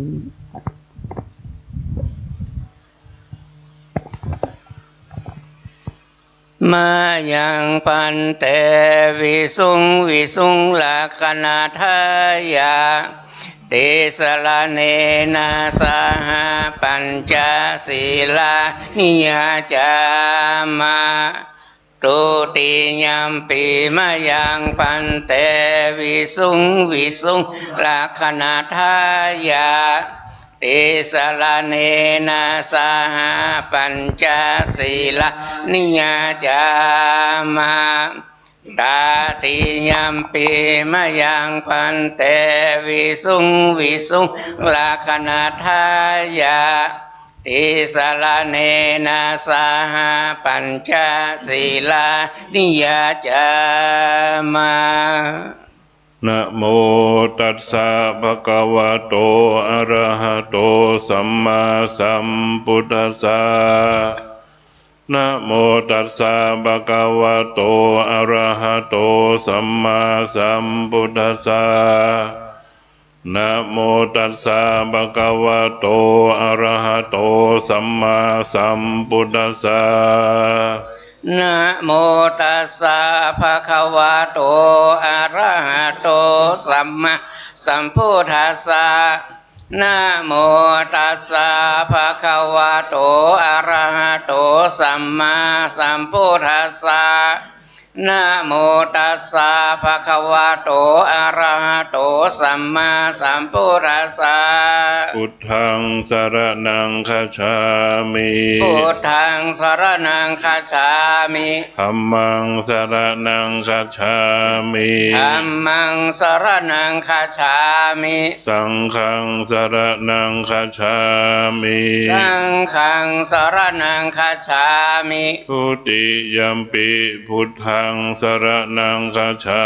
มิทุติยัมปิพุทธังสรณังคัจฉามิทุติยัมปิธัมมังสรณังคัจฉามิทุติยัมปิธัมมังสรณังคัจฉามิทุติยัมปิสังฆังสรณังคัจฉา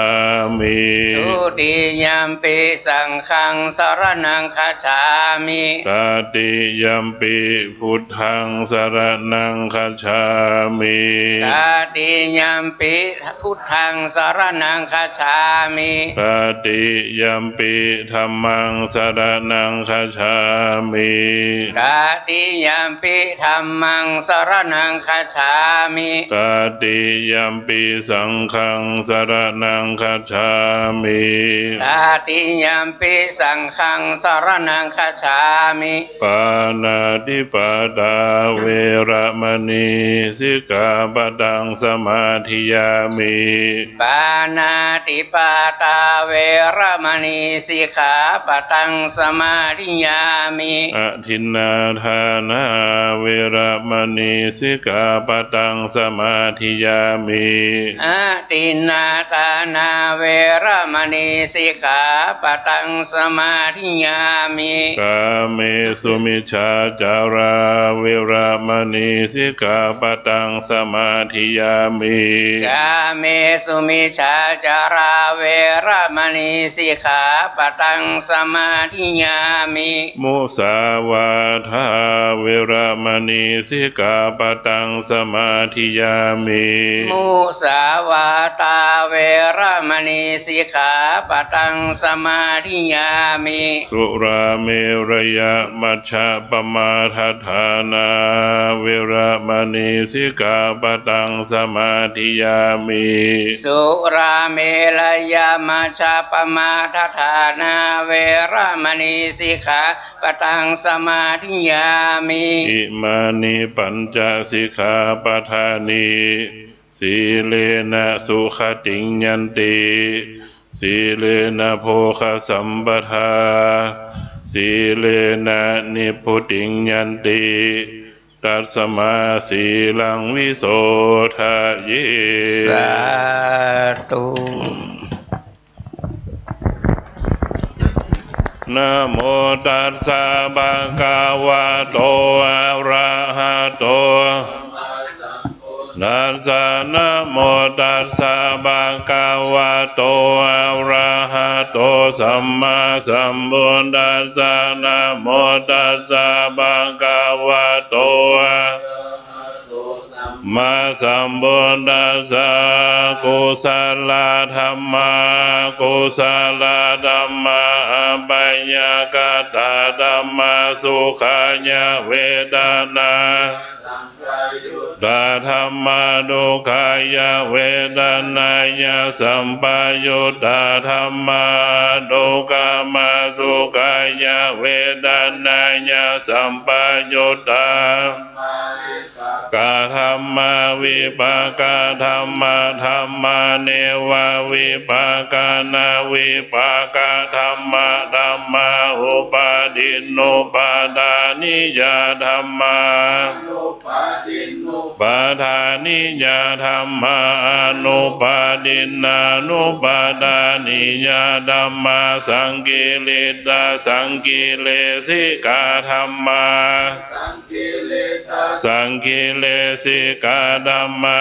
สังกิริตาสังกิเลสิกาธัมมาสวิตากาสวิจาราธัมมาละมาตาธัมมาอวิตากาวิจาราธัมมาปิติสหคตาธัมมาสุขาสหคตาธัมมาอาคตาธัมมาสเนนะปะหาตาภาธัมมาภาวะนายาปะหาตาปะธัมมาเนนะนะภาวะนายาปะหาตาปะธัมมาเนนะปะหาตาปะเหตุกาธัมมาภาวะนายาปะหาตาปะเหตุกาทัสสะเนนะนะภาวะนายาปะหาตาปะเหตุกาธัมมาใจยะคามิโนธัมมาคามิโนธัมมาเนวะใจยะคามิโนนาปัญใจยะคามิโนธัมมา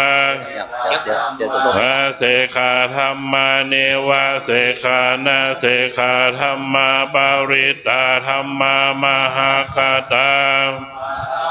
มานาธัมมาปาริตาลัมมานาธัมมามหาคตาลัมมานาธัมมาลัมมานาธัมมาธัมมามันจิมาธัมมาปานิตาธัมมามิจจตาสัมมาตานิยตาธัมมาอนิยตาธัมมามาคาลัมมานาธัมมามาคาเหตุกามโนธัมมาอุปันนาธัมมาโนปันนาธัมมาอุปาทิโนธัมมาติตาธัมมาธัมมาปัจจุปันนาธัมมาติตาลัมมานาธัมมาลัมมานาธัมมาปัจจุปันนาลัมมานาธัมมามาภาหิทาธัมมาจัตตาภาหิทาธัมมาจัตตาลัมมานาธัมมาจัตตาภาหิทาลัมมานาธัมมา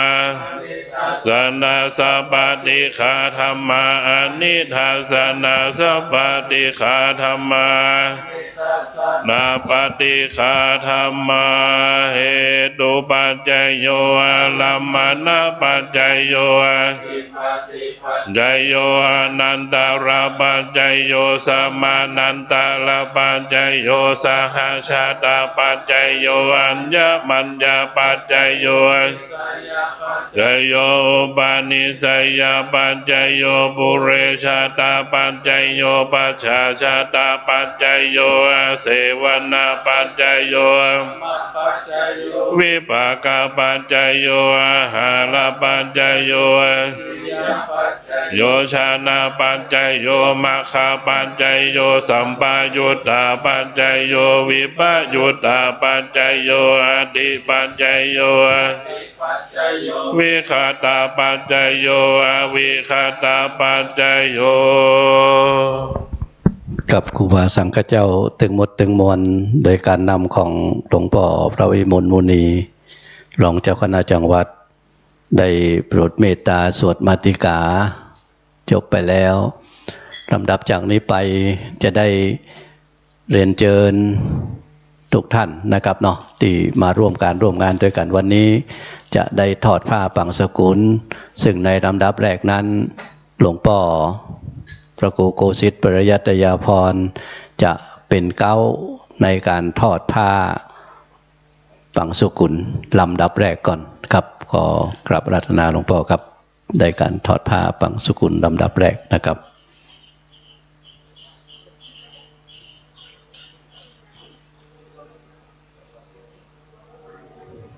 ครับหลวงพ่อพระครูจะทอดผ้าเป็นลำดับแรกนะครับ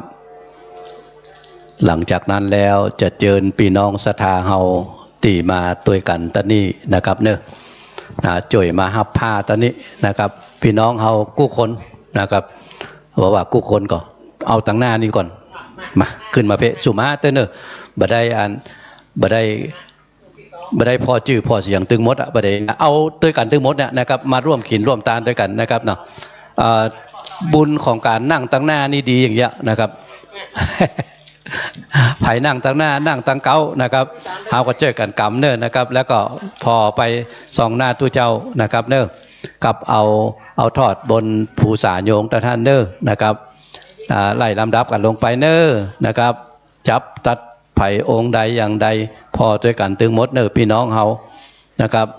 เดี๋ยวตั้งท้ายพุทธกรรมมาแถมอยู่ครบตั้งเพได้อยู่ตะอีแล้วแม่เลี้ยงโบจีนเดี๋ยวก็พอทั้งพุทธกรรมนั่นกรรมผ้าอยู่ตั้งหน้าองค์ใดทอดนะครับแล้วก็ทอดแล้วมันต้องไปที่ไหนนั่งอยู่หน้าตู้เจ้าเนี่ยนะครับทอดแล้วนั่งอยู่หน้าตู้เจ้าเนอะ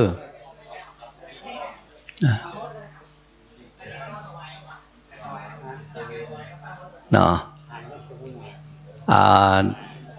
กราบนิมนต์ครูบาสังฆเจ้าครับอนิจจาวตาสังขาราอุปันทวยธรรมิโนอุปัฏฐิตวานิรุตชันติเตสังวูปะสโมสุโคครับก็เดี๋ยวขอเก็บภูษาโยงกำเดี๋ยวพี่น้องนั่งอยู่ตอนนี้นะครับ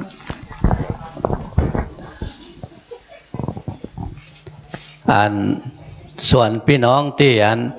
อยู่ทัดไปทางปุ้นนั่นนะขอสุมาขอช่วยคดขึ้นมาทางหน้าทุกเจ้าก็มออีแม่อีพี่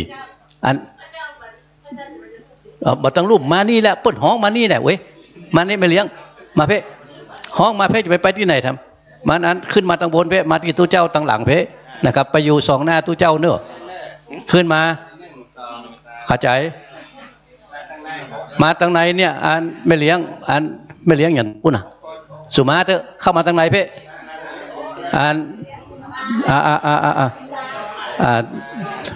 ที่เหลือเฮาสุมาเถอะเนอะอีแม่ที่นั่งอยู่มันได้ฮะน่ะขอนิมนต์อบเจ้าขอนิมนต์ขอเจิญเนี่ยอยู่กับตัวเจ้าเป็นอย่างนี้นะอีแม่อีป้อขึ้นมาทางบนมาแล้วเนอะนะมาขอเจิญนะครับเนอะประเดี๋ยวนี้จะได้เกณฑ์พระเจ้าก่อนนะครับเกณฑ์กันพระเจ้านี่นิมนต์ท่านนะครับอีป้อเนียงป้อสำเนียงมีตั้งลุ่มพุ่นนะครับฮะประเคนพระเจ้าป้อสำเนียงมาพระเจ้าก่อนเนอะกระเดียวหลวงพ่อพระครูโคสิทธิ์จะได้ประเคนหลวงพ่อเจ้าคุณนะครับเอาเกณฑ์พระเจ้าก่อนป้อสำเนียงขึ้นเกณฑ์พระเจ้าก่อนนะครับเนอะเกณฑ์กันพระเจ้าก่อนนะครับขอกราบนิมนต์หลวงพ่อพระครูโคสิทธิ์นะครับปริยัตยาภรณ์นะประเคนประธานสงฆ์นะครับคือหลวงพ่อเจ้าคุณวิมลมุนีนะครับเดี๋ยวให้หลวงพ่อเจ้าคุณประเคนก่อนเนอะนะครับหลวงพ่อพระครูประเคนเสร็จเรียบร้อยแล้วเอาพี่น้องศรัทธาเฮาที่นั่งอยู่ตะเกียตั้งหน้าตู้เจ้าเนี่ยยกประเคนนะครับบินหน้ามานะพี่น้องศรัทธาเฮาพร้อมกันประเคนพร้อมกันตึงมดเนอะประเคนเนาะนะครับพี่น้องศรัทธาประเคนอยู่ตั้งหน้าฮันพี่น้องตั้งใต้ประเคนนะครับเกณฑ์ตู้เจ้านะเสร็จเรียบร้อยแล้วเนาะนะครับเสร็จเรียบร้อยแล้วนั่งอยู่เนี้ยเดี๋ยวจะฮับปอนด้วยกันนี้นะครับเดี๋ยวก่อนตะกี้น้ำหยาดมีตั้งหลังนี่นะสุมาเต ตะกี้หันอยู่ อันแต่เดียวอันพี่น้องศรัทธาเขาแต้มเป็นอย่างเดี๋ยวจะให้อันหลวงพ่อตัวอันพระครูโกศิษฐ์นะครับได้กรวดน้ำก่อนนะครับเพื่ออุทิศผลบุญผลกุศลไปให้กับบรรพชนตั้งหลังประเคนหมดแล้วครับประเคนนะครับพี่น้องศรัทธาประเคนกันไปหมดละนะครับเอาน้ำหยาดมาที่หลวงพ่อพระครูนะน้ำหยาดหลวงพ่อพระครูนะครับเอาของที่แม่นี้นะครับมานี้ที่ท่านจัดพระครูนะมาเพกะครับอยู่ทางปุ้นมานะน้ำหยาดอยู่ทางข้างทางหลังเน้อนะครับเอาพี่น้องศรัทธาเฮาไผ่ได้ก็ญาติไผ่ไม่ได้ก็มันเป็นอย่างนะครับไผ่ได้ก็ได้นะครับก่อนที่จะได้ฮื้อพรนั้นหลวงพ่อเจ้าคุณนิมนต์มุนีจะได้กล่าวสัมโมทนียกถาสักเล็กสักน้อยก่อนนะครับแล้วจะได้ฮื้อพรเป็นลำดับถัดไปเอาพี่น้องศรัทธาเฮาตั้งอกตั้งใจกันเน้อหลวงพ่อเจ้าคุณนิมนต์จะได้กล่าวสัมโมทนียกถาแล้วก็จะได้ฮื้อพรกันเป็นลำดับถัดไปนะครับนะครับกับถวายความเคารพพระเถระนุเถระครูบาอาจารย์ที่เคารพทุกรูปมีท่านพระครูโคสิทธิ์ปริยัตยาพรด็อกเตอร์ได้ทำบำเพ็ญกุศลเป็นมังกระในวันนี้อุทิศส่วนกุศลแด่บุรพาจารย์ผู้มีพระคุณก็มีตั้งแต่ท่านครูบาเจ้าศรีวิจัยท่านพระครูวิมลวรเวทหลวงพ่อบุญมีท่านพระอธิการอินแก้วอรินโทหรือครูบาอ่องก็เป็นเรียกว่านิมิตตังสาธุรูปานังคนที่จะตอบแทนของความเป็นคนดีหนึ่งในนั้นก็คือความกตัญญูรู้คุณแล้วก็ตอบแทนคุณซึ่งในวันนี้เป็นวันแรกนะพรุ่งนี้เป็นงานสืบโหราชตาใหญ่กับมีพระเถรานุเถระมาเรียกว่าเจริญพุทธมนต์เป็นสิริมงคลหลวงพ่อท่านพระครูโคสิทธิ์ปริยัตยาพรเป็นเจ้าคณะตำบลสุเทพ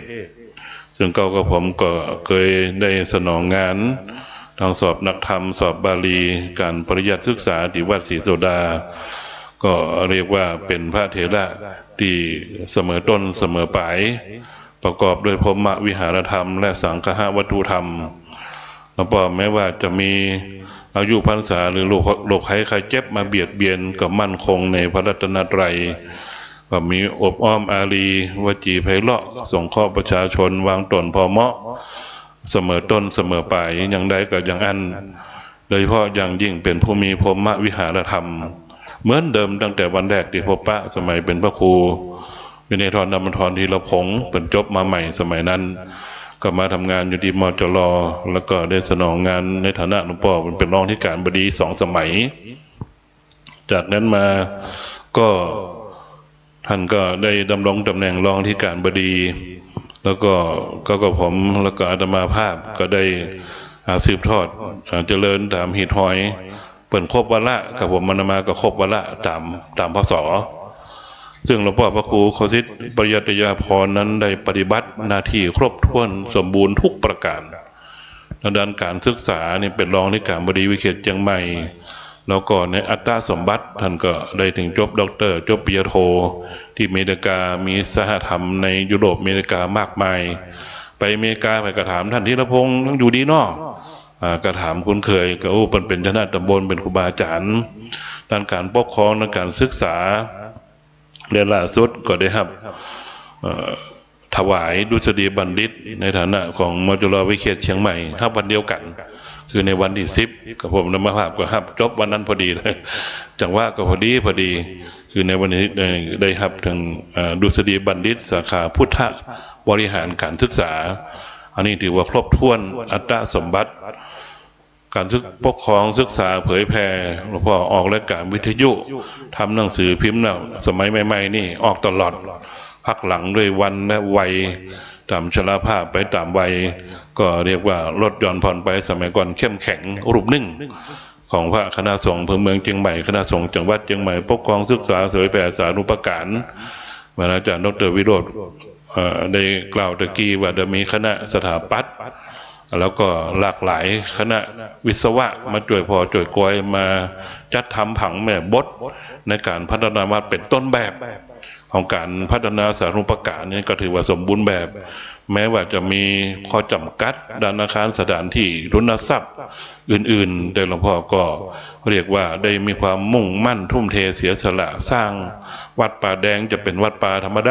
าเนี่ยเป็นป่าแดงมหาวิหารสมชื่อ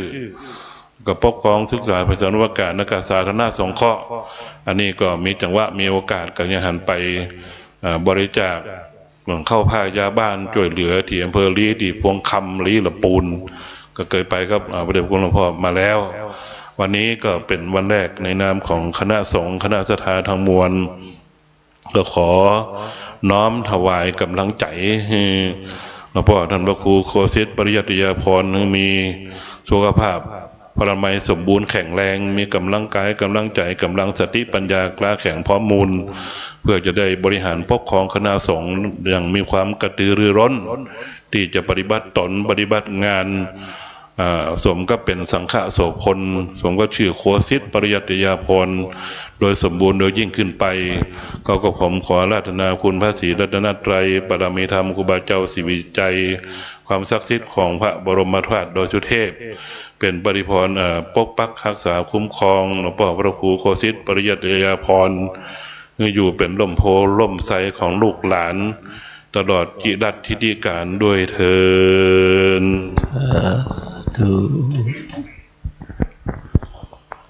ยะถาวาริวหาปุราปริปุเรนติสาคารังเอวะเมวะอิโตทินังเปตานังอุปกัปปติอิชิตังปฏิตังตุมหังคิปะเมวะสมิจจตุสัพเพปุเรนตุสังกปาจันโทปนะระโสยะถามณิโชติระโสยะถาวิวันจันตุสัมภโลโควินาศตุมาเตมภวันตาลายโยสุขีนิคายุโกภวสัมมิติโยจันตุสัมภโลโควินาศตุมาเตมภวันลายโยสุขีนิคายุโกภวสัมมิติโยจันตุสัมภโลโควินาศตุมาเตมภวันลายโยสุขีนิคายุโกภวะอภิวาลิสนิจังวุธาปจายโนจัตตารโอวันทันติอายุวันโนสุขังภาลังอายัญจะโคดังขินาทินนาปฏินิตาดิกรันตังอิตายาสถานโสอุปกรรมยาติธรรมโมจะยังนิทาสิโตเปตานปุวชาอุลาลาบาลันจะบิงกุนมโนปทินนังอิปุญญังปสุตังอนาปการติรัตนาตยานุภาเวนรัตนาจะสาดุงกโรกัมปยาเวราโสกาสันตุจุปันตวาอเนกายาปิวินาสันตุเสสะโตยยสิทธิดานังนามังสวัสดีสุขังบาลังสิริอายุจวันโนจำโอคังวุนดี สันตวาสาจายโยจันจิวสินติภวันตุเตอมังกลังรังกันตุสัมปันเทวันตาสัมปพุทธานุภาเวนัสตาภวันตุเตภวตุสัมภมังกลังรังกันตุสัมปันเทวตามานุภาเวนัสทธาโสทิภวันตุเตภวตุสัมรังคันตุสัมปันเทวตาสัมปสังฆานุภาเวนัสทธาโสทิภวันตุเตสาธุกับลำดับจากนี้ไปเราจะได้บำเพ็ญภาวนาวันนี้เราได้สมาทานรักษาศีลเราได้ฮื้อทานไปเรียบร้อยแล้วเพื่อฮื้อบุญกิริยาวัตถุของเราได้ครบถ้วนถึง3ประการฮื้อทานสมาทานรักษาศีลลำดับจากนี้ไปเราจะได้บำเพ็ญภาวนาเชิญชวนทุกท่านไผมักไผหุมอันใดก็บำเพ็ญอันนั้นไปนะครับเชิญชวนนะครับ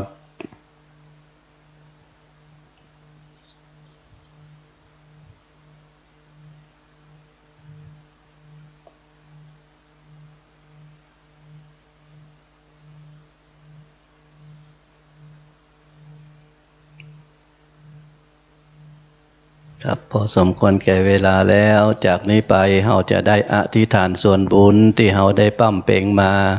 ไม่ว่าจะเป็นบุญศีลบุญทานบุญภาวนาขอบุญทั้งหลายเหล่านี้ทรงยุให้ตนตัวหมู่เฮาทั้งหลายได้เข้าถึงความสุขขอบุญทั้งหลายเหล่านี้ทรงยุให้ตนตัวหมู่เฮาทั้งหลายได้เข้าถึงพระนิพพาน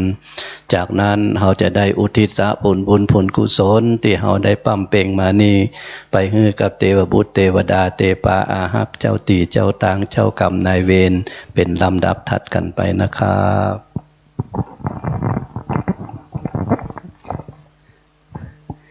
อิตังตานากัมมังนิปปานาปัจจโยโหนตุโนนิจังอิตังศีลากัมมังนิปปานาปัจจโยโหนตุโนนิจังอิตังภาวนากัมมังนิปปานาปัจจโยโหนตุโนนิจังยังกินจิกุสลังกตปังกัมมะสะเปหิอัมเหหิกตังปุญญังโนอานุโมทันตุสุนันตุหนโตเยเตวะอาสามิงทานิอาทิคาตาคิคายุกาสัทธะโหนตุสัพพะสัตตานังสุขีอัตตานะปาลิหาลันตุมาตาปิตาสุขิโหนตุตุขาปามุญจันตุสัพเพ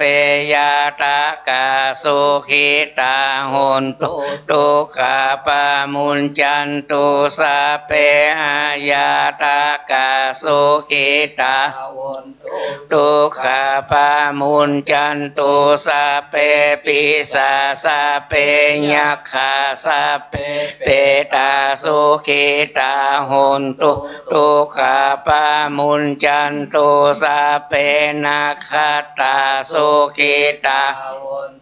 ตุขาปามุญจันตุสัพเพเทวาสุขิตาโหนตุตุขาปามุญจันตุสัพเพอาจาริยุปัชฌายาสุขิตาโหนตุตุขาปามุญจันตุสัพพะสัมปตินังสามิชันตุพุทโธมังคลาสัมพุทโธสัมพุทโธทิปาทุตตามโม มังคลามาคัมมาสัพพะทุกขาปะมุญจเลธัมโมมังคลาสัมพุทโธคัมภีโลทุทัสโสอนุงธัมมะมาคัมมาสัพพะปัญญาปะมุญจเลสังโฆมังคลาลาตาคินายโยอนุตตโลสังฆามังคลามาคัมสัพพะโลกาปะมุญจเลวันตามิพุทธังสัพพะเมวะถ้าเมพันเตวันตามิธรรมังสัพพะเมวะโตสังฆาถ้าเมพันเตวันตามิสังฆังสัพพะเมวะโตสังถ้าเมพันเตวันตามิคาลุอุปชายาจาริเยสัพพะโตสังฆามาถ้าเมพันเตวันตามิกัมมัฏฐานังสัพพะข้ามาถ้าเมพันเตวันตามิอาลาเมพันธาสีมังสัพพะข้ามาถ้าเมพันเตวันตามิเจติยังสัพพังทาเนสุปฏิทิตาสลีลาธาตุมหาโพธิงสกลังสัทธานาคาโลเกเทวโรเกพรหมโลเกชัมพูลังกาทิเปสลีลาธาตุโยเกสาธาตุโยละหันตาธาตุโยเจติยังกันทากุติงจตุลาธรรมขันเทสะเปสังปะทะเจติยังหังวันตามิสัพพโสสาธุวันตามิพันเตสัพพังอาปาลาทังธัมมาธัมเมพันเตมยากาตังปุญญังสามินาอนุโมทิตาปังมินากาตังปุญญังไมหังทาตาปังสาธุสาธุอนุโมทามิจัตตารโอธรรมาปตันติอายุวันโนสุขังปะลังสาธุ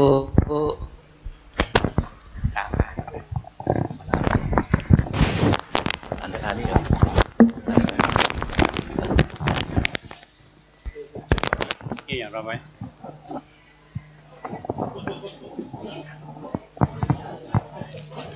นะก็ต้องขอบพระคุณท่านเจ้าคุณวิมลมุนีท่านรองเจ้าคณะจังหวัดเชียงใหม่วัดศรีโสดาถึงเมตตามาเป็นประธานในการสวดมาติกาในวันนี้แล้วก็ครูบาอาจารย์ทุกตนทุกองค์ทุกรูปที่เมตตามามีสิ่งใดขาดตกบกพร่องต้องขออภัยและขออนุโมทนากับญาติโยมทุกท่านที่มาร่วมกันในวันนี้ในวันพรุ่งนี้ก็เชิญมาร่วมกันนะตั้งแต่เจ้าก็จะมีขบวนแห่น้อยหนึ่งแล้วสืบชะตาแล้วก็ทำบุญฉลองปริญญาขออนุโมทนากับทุกท่านมาณโอกาสนี้ขอบพระคุณครับกับก็ขอโอกาสนี้กับขอบพระคุณครูบาอาจารย์ครูบาสังฆเจ้ากู้ตุนกู้องค์นะครับหลวงพ่อเจ้าคุณนิมนต์มุนีหลวงพ่ออันประกู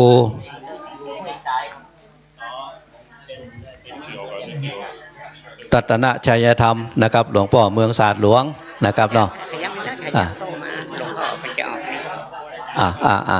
กับครูบาสังฆเจ้ากู้ตุนกู้องค์เด้อนะครับกันโยมมาเอาครัวไปนะครับการทำบุญของเราในวันนี้พี่น้องศรัทธาเราที่ได้มาร่วมด้วยกันในวันนี้ยินดีด้วยกันนักๆนะครับเนาะ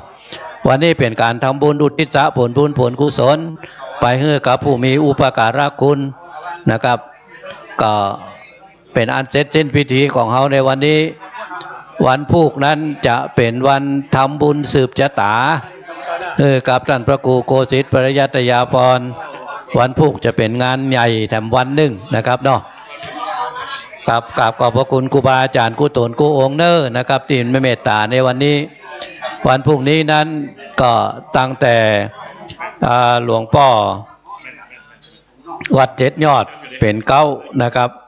ถัดมาก็จะมีหลวงพ่อเจ้าคณะจังหวัดนะครับหลวงพ่อเทพมังคลาจารย์หลวงพ่อวัดพระสิงห์นะครับที่จะมากันวันพุธวันพรุ่งนี้ก็แถมหลายตนหลายองค์นะครับพี่น้องศรัทธาเฮากูผู้กูคนเนอร์ครับนะครับหลวงพ่อพระครูปัญญาจะมาบ่มาแถมวันพรุ่งนี้นะครับเนอร์นะครับหลวงพ่อพระครูปัญญาวันพรุ่งจะมาครับตัวเจ้าหลวงงานศาลาครูบาศรีวิจัยนี่อนุสาวรีย์นะครับอนุสาวรีย์ครูบานะครับได้ช่วยพอช่วยกอย40 เมตรวันเกิดข้าว่างกับไปนะครับเจ้านะครูบาวัดโลกนะครับสาธุเนอขยมมีไหนล่ะไอ้กรขยมวัดโลกเจอขึ้นมาทางบนด้วยกันวัดโลกวัดอันอย่างวัดโลกแล้วก็วัดอุโมงค์นะครับนะครับของครูบาตึงมดตึงมวลไวยสานะครับตึงมดตึงมวลกูผู้กูคนด้วยกันได้มากินมาทานด้วยกันในวันนี้จะไปลืมนะครับว่าวันพรุ่งนี้ตั้งแต่8 โมงครึ่งเป็นต้นไปวันพรุ่งนี้นะพี่น้องศรัทธาเฮากูผู้กูคนวันพรุ่งนี้ตั้งแต่8 โมงครึ่งละนะครับเฮากะกันว่า9 โมงเฮาจะพรั่งพร้อมกันนี่นะแต่ใจละ8 โมงครึ่งเฮาจะพร้อมกันตะตี้ตั้งลุ่มตีนคันไดนาคนะครับแล้วเฮาจะแห่ขึ้นมานะวันพรุ่งนี้นะครับวันพรุ่งนี้เราจะแห่ท่านพระครูขึ้นคันไดนาคนี่นะจะแห่จะเตียวกันขึ้นมาตรงเนี้ยนะครับเอาขึ้นมาตรงนี้วันพุธนะจะแห่ตั้งแต่8 โมงครึ่งเป็นต้นไปนะครับคณะศรัทธาเฮากูผู้กูคนพี่น้องป่าแดงเฮากูผู้กูคนนะครับวันพรุ่งนี้นั้นตั้งแต่8 โมงครึ่งนะครับ9 โมง 9 นาทีตั้งบนนี้เขาจะได้เริ่มประกอบพิธีในทางศาสนาของเขานะครับเพราะว่าวันพรุ่งนี้จะได้ทำบุญสืบชะตานะครับพี่น้องศรัทธาเฮากูผู้กูคนตัวนะครับพี่น้องศรัทธาที่ฟังเสียงตั้ง FM 104.5 ของวัดฝ่ายหินเฮานะครับได้ยินเสียงนี้วันนี้มาบัดตันวันพุธก็มาก็ได้นะครับมากินมาทานด้วยกันที่วัดป่าแดงหลังมช.นะครับวัดป่าแดงมหาวิหารหลังมช.วันนี้ได้ใจเสียงของ 104.5 มาพอสมควรแก่เวลาแล้วนะครับเนาะเพราะว่าเฮากินเฮาทานกันเสร็จสิ้นบรมวลกันไปแล้วก็ขอขอบคุณท่านผู้ฟังทุกท่านนะครับที่ได้ติดตามหลามตัวกันมาจนจบรายการนะครับวันพุธก็จะไปลืมนะครับเนาะก็ก่อยว่ากันไปแถมนะครับสถานีของเขาก็จะได้ช่วยพอช่วยกอยนะครับกับพี่น้องศรัทธาของเขากูผู้กูคนยินดีสีกากับพี่น้องของเขากูผู้กูคนที่มากินมาทานด้วยกันในวันนี้มาช่วยเหลือกันในวันนี้นะครับช่วยพอช่วยกอยไปตัวกันจนงานของเขาได้สำเร็จเสร็จสิ้นลงไปในนามของท่านพระครูโคสิทธิ์ปริยัตยาภรณ์หลวงพ่อก็ขอขอบคุณพี่น้องศรัทธาเฮากูผู้กูคนนะครับที่ได้มาร่วมการร่วมงานด้วยกันก็วันพุธก็มาร่วมการร่วมงานด้วยกันแถมกรรมหนึ่งนะครับครับสำหรับวันนี้นั้นก็ขอขอบคุณทุกท่านไว้แถมกรรมหนึ่งนะครับขอขอบคุณนะครับ